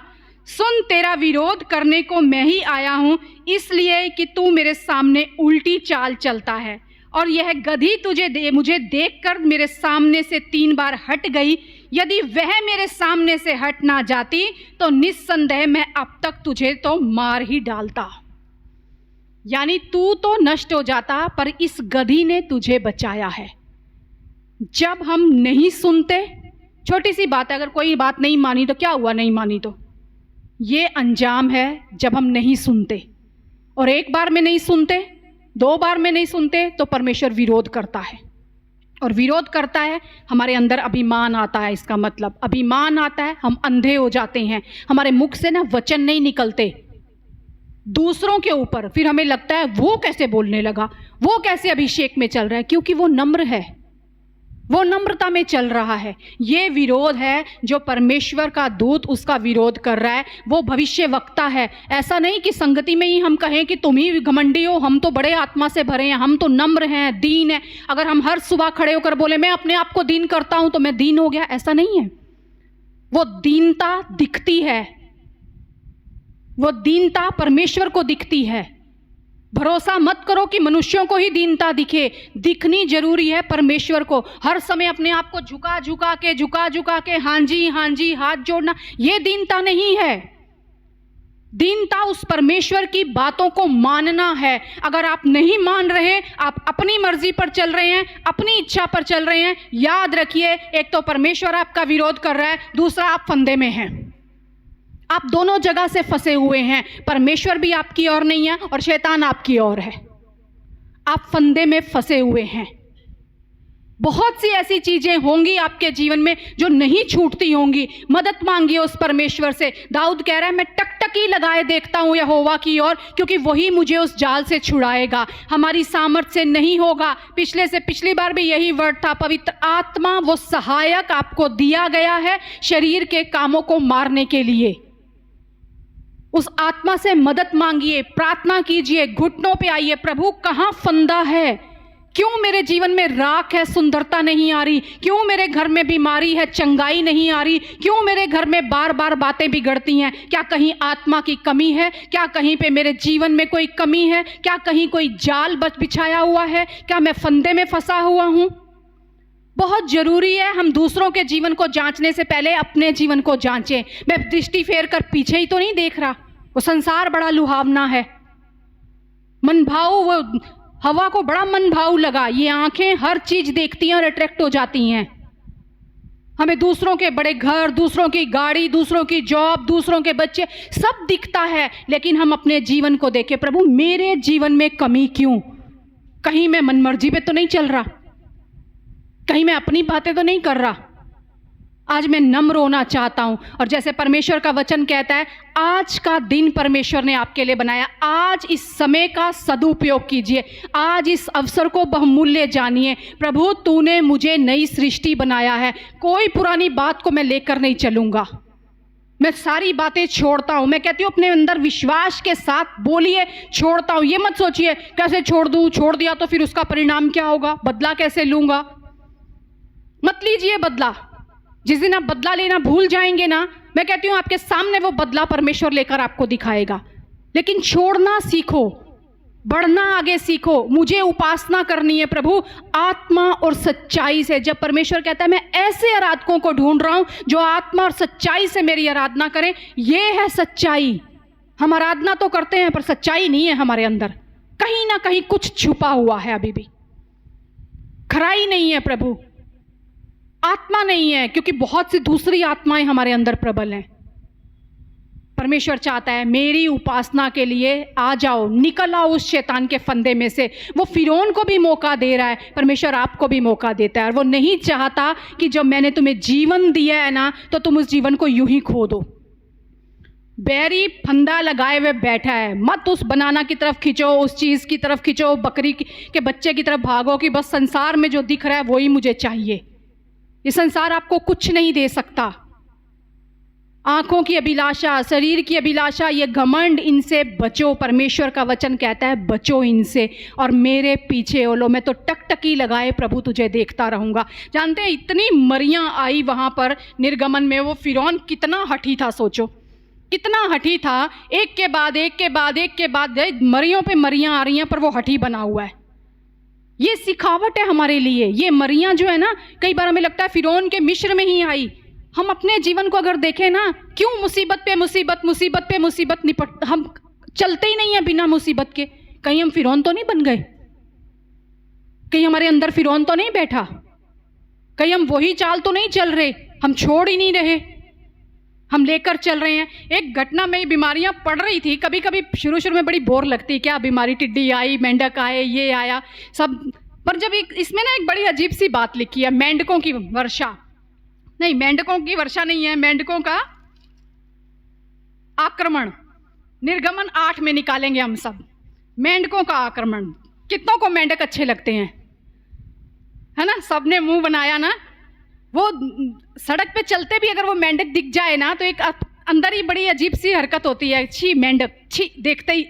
यहाँ लिखा है 8वें अध्याय में, तब यहोवा ने फिर मूसा से कहा, फिरौन के पास जाकर कह, यहोवा तुझसे इस प्रकार कहता है, मेरी प्रजा के लोगों को जाने दे जिससे वे मेरी उपासना करें, परंतु यदि उन्हें जाने ना देगा तो सुन, मैं मेंढक भेजकर तेरे सारे देश को हानि पहुंचाने वाला हूं।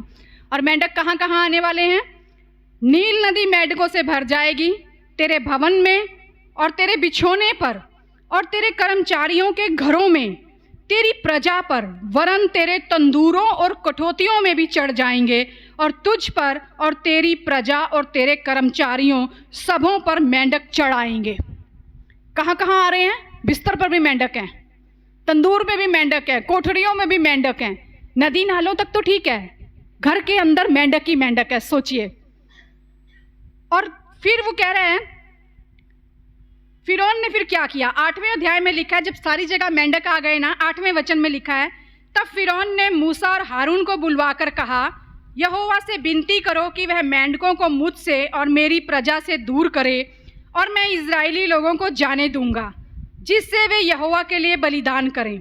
तब मूसा ने फिरौन से कहा, इतनी बात के लिए तू मुझे आदेश दे कि अब मैं तेरे और तेरे कर्मचारियों और प्रजा के निमित्त कब विनती करूं?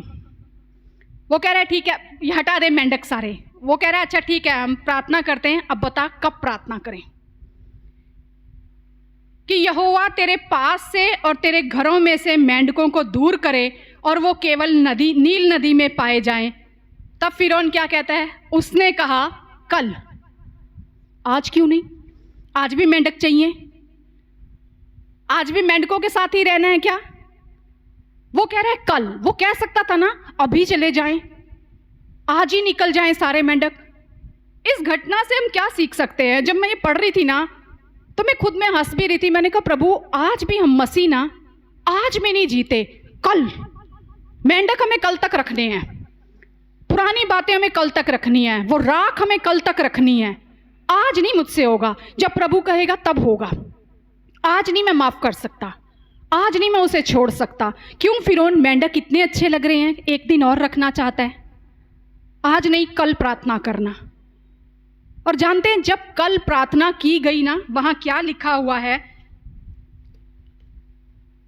आगे लिखा है, इसी में आगे कई वचन लिखा हुआ था कि जब उन्होंने, हाँ ये 14वें वचन में देखो, और लोगों ने 13वें वचन से, और यहोवा ने मूसा के कहने के अनुसार किया। जब प्रार्थना की मूसा ने तो परमेश्वर ने उसके अनुसार किया, और मेंढक घरों, आंगनों और खेतों में मर गए, और लोगों ने इकट्ठा करके उनके ढेर लगा दिए, और सारा देश दुर्गंध से भर गया। जानते हैं जब हम इन मेंढकों को ढो रहे हैं ना, एक दिन और चलने दो। ये मेंढक हैं, जलन की आत्मा, कड़वाहट की आत्मा, किसी से नफरत रखना, किसी को ना छोड़ पाना, अक्षमा की आत्मा, ये सारे मेंढक पाले हुए हैं हमने। हम इन्हें लेके चल रहे हैं, आज नहीं छोड़ना अभी। और ये क्या होगा? वो कह रहा है ढेर लग गया इनका। अगर हम अपने जीवन को देखें ना, हम सोचते हैं एक ही चीज़ है बस। कितनी ऐसी बातें होंगी जिनके ढेर लग जाएं, अगर जब हम उनको मरता हुआ देखेंगे ना, ढेर लग जाएंगे। और कह रहा है सारा देश दुर्गंध से भर गया। मेंढक अच्छी स्मेल लेकर नहीं आते, मेंढक दुर्गंध लेकर आते। मेंढक, जिंदा मेंढक भी बदबूदारी है, देखने में भी गंदा है, मरा हुआ भी वैसा ही गंदा है। अगर हम उसे लेकर चल रहे हैं, आज नहीं छोड़ना, हम तो एक दिन और रखेंगे उस मेंढक को। याद रखिए वो जिंदा है तो भी खतरनाक है, मर गया है तो भी दुर्गंध। आपका पूरा जीवन दुर्गंध से भर जाएगा। फिरौन कह रहा है मैं तो ढीठ हूं, मैं तो एक दिन और मेंढक रखूंगा। क्या हम वही फिरौन बनकर चलना चाहते हैं? जब परमेश्वर कह रहा है आगे बढ़ो, छोड़ दो इन्हें, जाने दो इन्हें, क्यों ये मरियां अपने जीवन में लाएं? और ये मरियां एक जगह से नहीं आती, सारी जगह। कहां कहां भर गए मेंढक, कहां कहां। अगर आप एक आशमा लेके चलेंगे ना, आपके घर में, आपके रिश्तों में, आपके बच्चों में, आपके जीवन में, हर जगह उसकी बदबू फैलेगी, हर जगह उसकी बदबू फैलेगी। इसे जाने दो, छोड़ दो, कल का इंतजार मत करो। परमेश्वर कहता है आज का दिन, अभी मैं प्रार्थना करूंगा, आज ही मैं प्रार्थना करूंगा। मूसा कब प्रार्थना करनी है पूछ रहा है, तो वो कह रहा है कल करना। प्रभु मैं फिरौन नहीं बनना चाहता, मैं आज ही प्रार्थना करके इनसे छुटकारा पाना चाहता हूँ, हर उस बुराई से छुटकारा पाना चाहता हूँ, हर उस मेंढक की आत्मा से छुटकारा पाना चाहता हूँ। प्रभु मैं अभिमानी नहीं, तेरी सुनकर चलना चाहता हूँ, ताकि तेरे सारे आशीर्वाद मेरे ऊपर पूरे हों। बड़े गहरे गहरे जख्म होंगे आपके, हो सकता है। भाई जॉन कभी कभी बांटते हैं, कभी हमारी बातें, वो तो वचन में आत्मा अगुवाई करता है तो हम बोल देते हैं। और ऐसा नहीं कि हम आज भी उन्हीं में पकड़े हुए हैं, जकड़े हुए हैं। नहीं, ये सिखाने के लिए है कि ये दौर सबकी लाइफ में आते हैं। और मैं विश्वास करती हूँ हम में से, भाई जॉन हो या हम हो, हमने कभी इन बातों को पकड़ा ही नहीं। अगर हम पकड़ के बैठे होते ना, आज तक हम यहाँ पहुँच ही ना पाते। ये सबसे बड़ा उदाहरण है हम आपके सामने। हमारे अपनों ने त्यागा, हमारे दोस्तों ने त्यागा, जिन पर भरोसा किया उन्होंने त्यागा। इस पुलपिट पर परमेश्वर के वचन को प्रचार करते थे, उस प्रचार को हमारे रोका गया, हमें पुलपिट से उतारा गया, हर चीज पर। मैं कहती हूँ एक भी ऐसी बात नहीं हुई कि जिसका परमेश्वर ने हमारे सामने न्याय करके हमें नहीं दिखाया। जिस पास्टर ने, जिस व्यक्ति ने हमें इस पुलपिट पर से उतारा था, परमेश्वर ने भरी कलीसिया में उसे उस कलीसिया के पुलपिट से नीचे उतार फेंका। जानते हैं उसकी कलीसिया उससे छीन ली गई।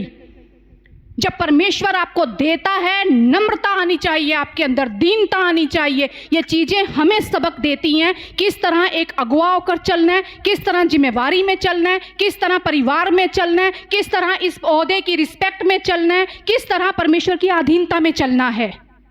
ये चीज़ें हमें सिखाती हैं। हर दिन जब हमारी सुबह होती है हम एक ही कहते हैं, प्रभु बहुत सीखा है हमने पीछे से, होने दे कभी भी हम तुझसे आगे ना भागे। जो स्थान पे तूने रखा है उस स्थान पर तू सर्वोच्च हो प्रभु। जिस सिंहासन पे तूने रखा है वो सिंहासन तेरे लिए खड़ा हो पिता परमेश्वर। जो कलीसिया तूने बनाई है उसका मस्तक तू रहे प्रभु। हमारे मुख से ये ना निकले हमने कलीसिया बनाई है। अरे हम होते कौन है कलीसिया बनाने वाले? अगर वो सामर्थ ना दे, अगर वो ना चलाए, अगर वो अगुवाई ना करे, हम कुछ भी नहीं हैं। बहुत जरूरी है ये चीजें, छोटी छोटी बड़ी बड़ी आपकी लाइफ में होंगी, उन्हें पकड़ के मत बैठे रहो, जाने दो ताकि आप उपासना कर सको, आप उपासना कर सको। आज हम उपासना कर पाते हैं। भाई जॉन की वर्शिप में इतना अभिषेक क्यों है? बहुत से ऐसे लोगों को वो क्षमा करके आगे निकले हैं, बहुत से ऐसे लोगों को। आसान नहीं है आपके जीवन पे, आपके कैरेक्टर पे, आपके इस परमेश्वर की बुलाहट पे, हर चीज पर उंगली उठाना। लोग बोलेंगे, उंगली उठाएंगे, उसने क्यों बोला?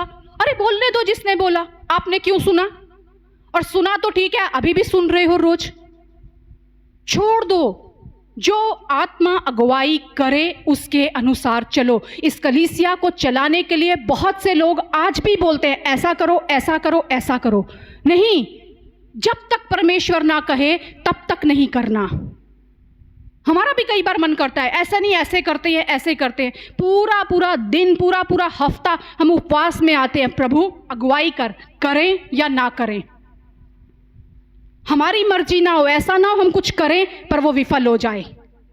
क्योंकि जो मनुष्य शुरू करेगा ना वो विफल हो जाएगा, पर जो परमेश्वर शुरू करेगा ना वो सदा सर्वदा बना रहेगा। अपने जीवन को उस खुदा के लिए दे दो, साफ करो खुद को, मत इन मरियों में फैलो, मत सोचो कल देखा जाएगा। अरे कल अगर आप कहते हैं ना कल देखूंगा, कल आप नहीं जानते। कल परमेश्वर के हाथों में है। किनका? उनका जो समर्पण करके चलते हैं। सबका नहीं है। हम करें अपनी मर्जी और कहें मेरा कल तो परमेश्वर के हाथों में। नहीं नहीं, हम तो अपने हाथ में लेके चल रहे हैं। वो एक बार कहता है, हमें एक बार भी नहीं सुनता। अय्यूब कहता है तूने एक बार कहा, मैंने 2 बार सुन लिया। 2 ही कान थे उसके भी, हमारे भी उतने ही हैं, पर हम बंद करके चल रहे हैं। हम अभिमान में हैं, ना हमें सुनता है, ना हमें दिखता है, ना हम बोल पाते हैं। परमेश्वर चाहता है तुम नम्रता में चलो ताकि नम्र लोगों पर मेरा अनुग्रह हो, और दीनों को वो शिरोमणि बनाता है। आपको शिरोमणि परमेश्वर बनाएगा। मनुष्य की तरफ मत देखिए। जब एक छोटा लड़का अपना टिफिन लेके उस परमेश्वर के सामने आया ना, तो उसने कहा जो है दे देता हूं। 5 रोटी 2 मछली। संभव है 5000 आदमी 5000 थे, औरतें तो ज़्यादा होती हैं हमेशा चर्च में। औरतें और ज़्यादा होंगी, बच्चे उनसे ज़्यादा होंगे, कितने लोग होंगे, पर उस परमेश्वर ने सबको खिलाया। और इतना ही नहीं, उसने टुकड़े भी बटोर लिए। सब तो खा चुके हैं, टुकड़ों को क्या करना? कितने हैं हम जो अपने घर में टुकड़े बटोर कर रखते हैं? नहीं रखते ना हम टुकड़े। क्यों? बर्बाद ना हो जाए।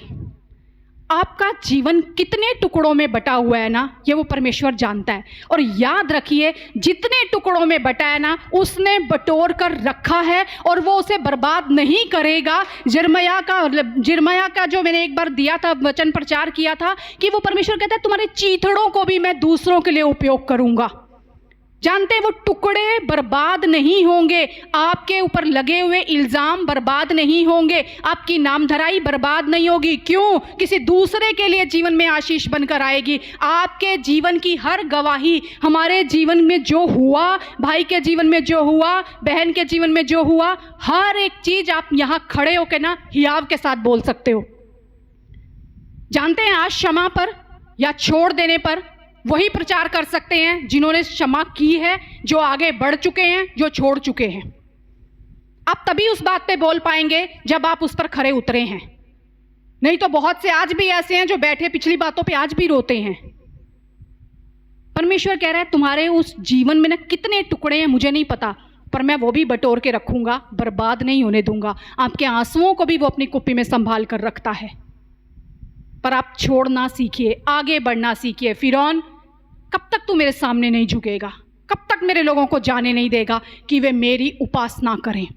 खुदा चाहता है तुम मेरे सच्चे आराधक बनो, तुम मेरे लिए बुलाए गए हो, मेरे पीछे चलो, किसी फंदे में ना फंसो, परमेश्वर को ही, मुझे ही तुम्हारा विरोध ना करना पड़े, बार बार तुम्हारे सामने आकर खड़ा ना होना पड़े कि नहीं तो उल्टी चाल चल रहा है, बिलाम तेरी चाल उल्टी हो गई है। खुदा से आज दुआ करें कि प्रभु मैं सीधी चाल चलना चाहता हूँ, आज मैं कल का इंतज़ार नहीं करूँगा, मुझे ये मेंढक नहीं चाहिए, मुझे जिंदा मेंढक भी अच्छे नहीं लगते, मरे हुआ ढेर भी अच्छा नहीं लगता, मुझे बदबू नहीं चाहिए, तेरी सुगंध मेरे जीवन से फैलनी चाहिए खुदावंद यीशु। और जब मैं मसीह में बुलाया गया हूँ तो मैं मसीह की सी चाल चलूंगा, उल्टी चाल नहीं। प्रभु जी तूने मुझे आज़ाद किया है, कोई फंदा मेरे लिए दुष्ट तैयार नहीं कर सकता। मेरी अभिलाषाएं, मेरी लालसाएं, मेरी सारी ऐसी बातें, मेरी मर्जियां आज ही मैं तेरी वेदी पर रखता हूं प्रभु, अभी मैं तेरी वेदी पर रखता हूं। आइए अपनी आंखों को बंद करें, सच्चाई से जो चाहते हैं ना कि कल तक आगे ना जाए, अपनी आंखों को बंद करें, अपने हृदय पे हाथ रखें और कहें खुदा से, प्रभु कोई भी ऐसी चीज़ अगर आज मेरे जीवन में है ना जिसे मैं आज भी ढो रहा हूँ प्रभु जी, दृष्टि फेर कर पीछे देख रहा हूँ प्रभु, आज मैं दुआ करता हूँ मेरे खुदावंद यीशु, होने दे पिता, सब कुछ मैं तेरे चरणों में रखता हूँ, मेरी जिद को आज मैं तेरे चरणों में रखता हूँ, मेरे हठीलेपन को मैं तेरे चरणों में रखता हूँ प्रभु यीशु, मेरी मनमर्जी को मैं तेरे चरणों में रखता हूँ प्रभु यीशु, अपने आप को मैं दीन और नम्र करता हूँ पिता हृदय से खुदावंद यीशु, तेरा अधिकार मुझ पर आए प्रभु यीशु, मैं तेरा चुना हुआ हूँ प्रभु यीशु, तेरा बुलाया हुआ हूँ प्रभु, मैं तेरा निज भाग हूँ प्रभु यीशु, कोई बैरी मुझ पर कब्जा ना करे प्रभु यीशु, कोई जाल मेरे लिए मैं तैयार ना हो प्रभु यीशु कि मैं उसमें फंस जाऊं प्रभु, कोई फंदा मेरे लिए ना हो प्रभु कि मैं उसमें फंस जाऊं पिता। आज मैं अपनी नज़रें टकटकी लगाए तेरी ओर देखता हूं यहोवा, क्योंकि तू ही है जो मुझे छुड़ाता है प्रभु यीशु। मदद कर खुदा, मैं सच्चाई से तेरी उपासना करना चाहता हूँ, तेरी आराधना करना चाहता हूँ, हर दिन तुझ में होकर चलना चाहता हूँ पिता। और मैं जानता हूँ प्रभु यीशु तू हमारी पुकार को सुनने वाला खुदा है प्रभु यीशु, तुझे भाता है प्रभु जब हम नम्र और दीन होकर तेरे निकट आते हैं प्रभु, इससे बड़ी कोई और दुआ नहीं प्रभु यीशु जब हम अपने आप को तेरे आगे झुका दें मेरे खुदावंद यीशु।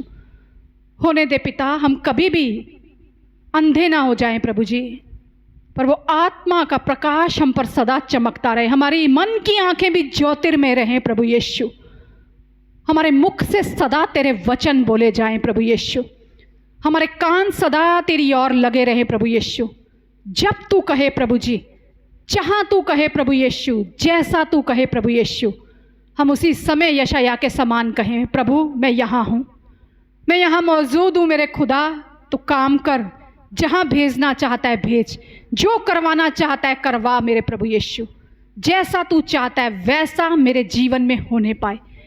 देखो सारी पुरानी बातें बीत गई, हाँ प्रभु आज हम कहते हैं सब कुछ बीत गया प्रभु जी, सब कुछ बीत गया मेरे यीशु, आज हम मसीह में नई सृष्टि हैं प्रभु जी, हर दिन हमारे जीवन में नई बातें हो रही हैं प्रभु यीशु, हम उस पुराने से अपने आप को फेर कर मसीह की ओर दौड़ते हैं प्रभु, निशाने की तरफ दौड़े चले जाते हैं जहां हमारे खुदा ने हमारे लिए मुकुट रखा है प्रभु।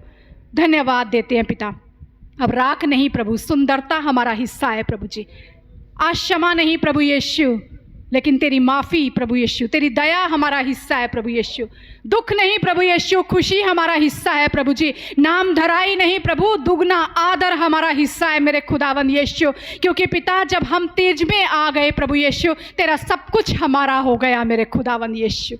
धन्यवाद देते हैं पिता, सारी महिमा आदर गौरव आपके नाम को देते हुए इस दुआ को यीशु के नाम से मांग लेते हैं, आमीन। जानते हैं एक लड़की की जब शादी होती है ना, जब वो अनमैरिड होती है उसके पास कुछ नहीं होता, माँ बाप का घर है, माँ बाप के सब कुछ है, लेकिन जब शादी होती है ना जो उस लड़के का है ना वो सब कुछ ऑटोमेटिकली उसका बन जाता है। जब आप मसीह में आ गए हैं ना सब कुछ जो मसीह का है ना वो आपका हिस्सा है, आनंद खुशी जीवन चंगाई शांति भरपूरी सब आपका हिस्सा है, आपके ऊपर है। अभी क्या अभी भी आप मायके में ही बैठे रहना चाहते हो, वहीं बैठे रहना चाहते हो, नहीं मेरे डैडी का घर मेरी मम्मी का घर, या आज अपने पति के साथ अपने उस दूल्हे के साथ सहभागी होना चाहते हो उसकी हर खुशियों में। परमेश्वर कहता है सब कुछ मैंने तुझे दिया है, बस ये जिंदा जड़ जो मुर्दे हैं ना जो दफनाए नहीं हैं, अपने अंदर दफना तो दिए सोचते हो, लेकिन आज भी वो जो खा रहे हैं ना उन्हें मार दो। और मैं विश्वास के साथ कहती हूँ फिर मेंढक आपके जीवन में कभी नहीं आएंगे।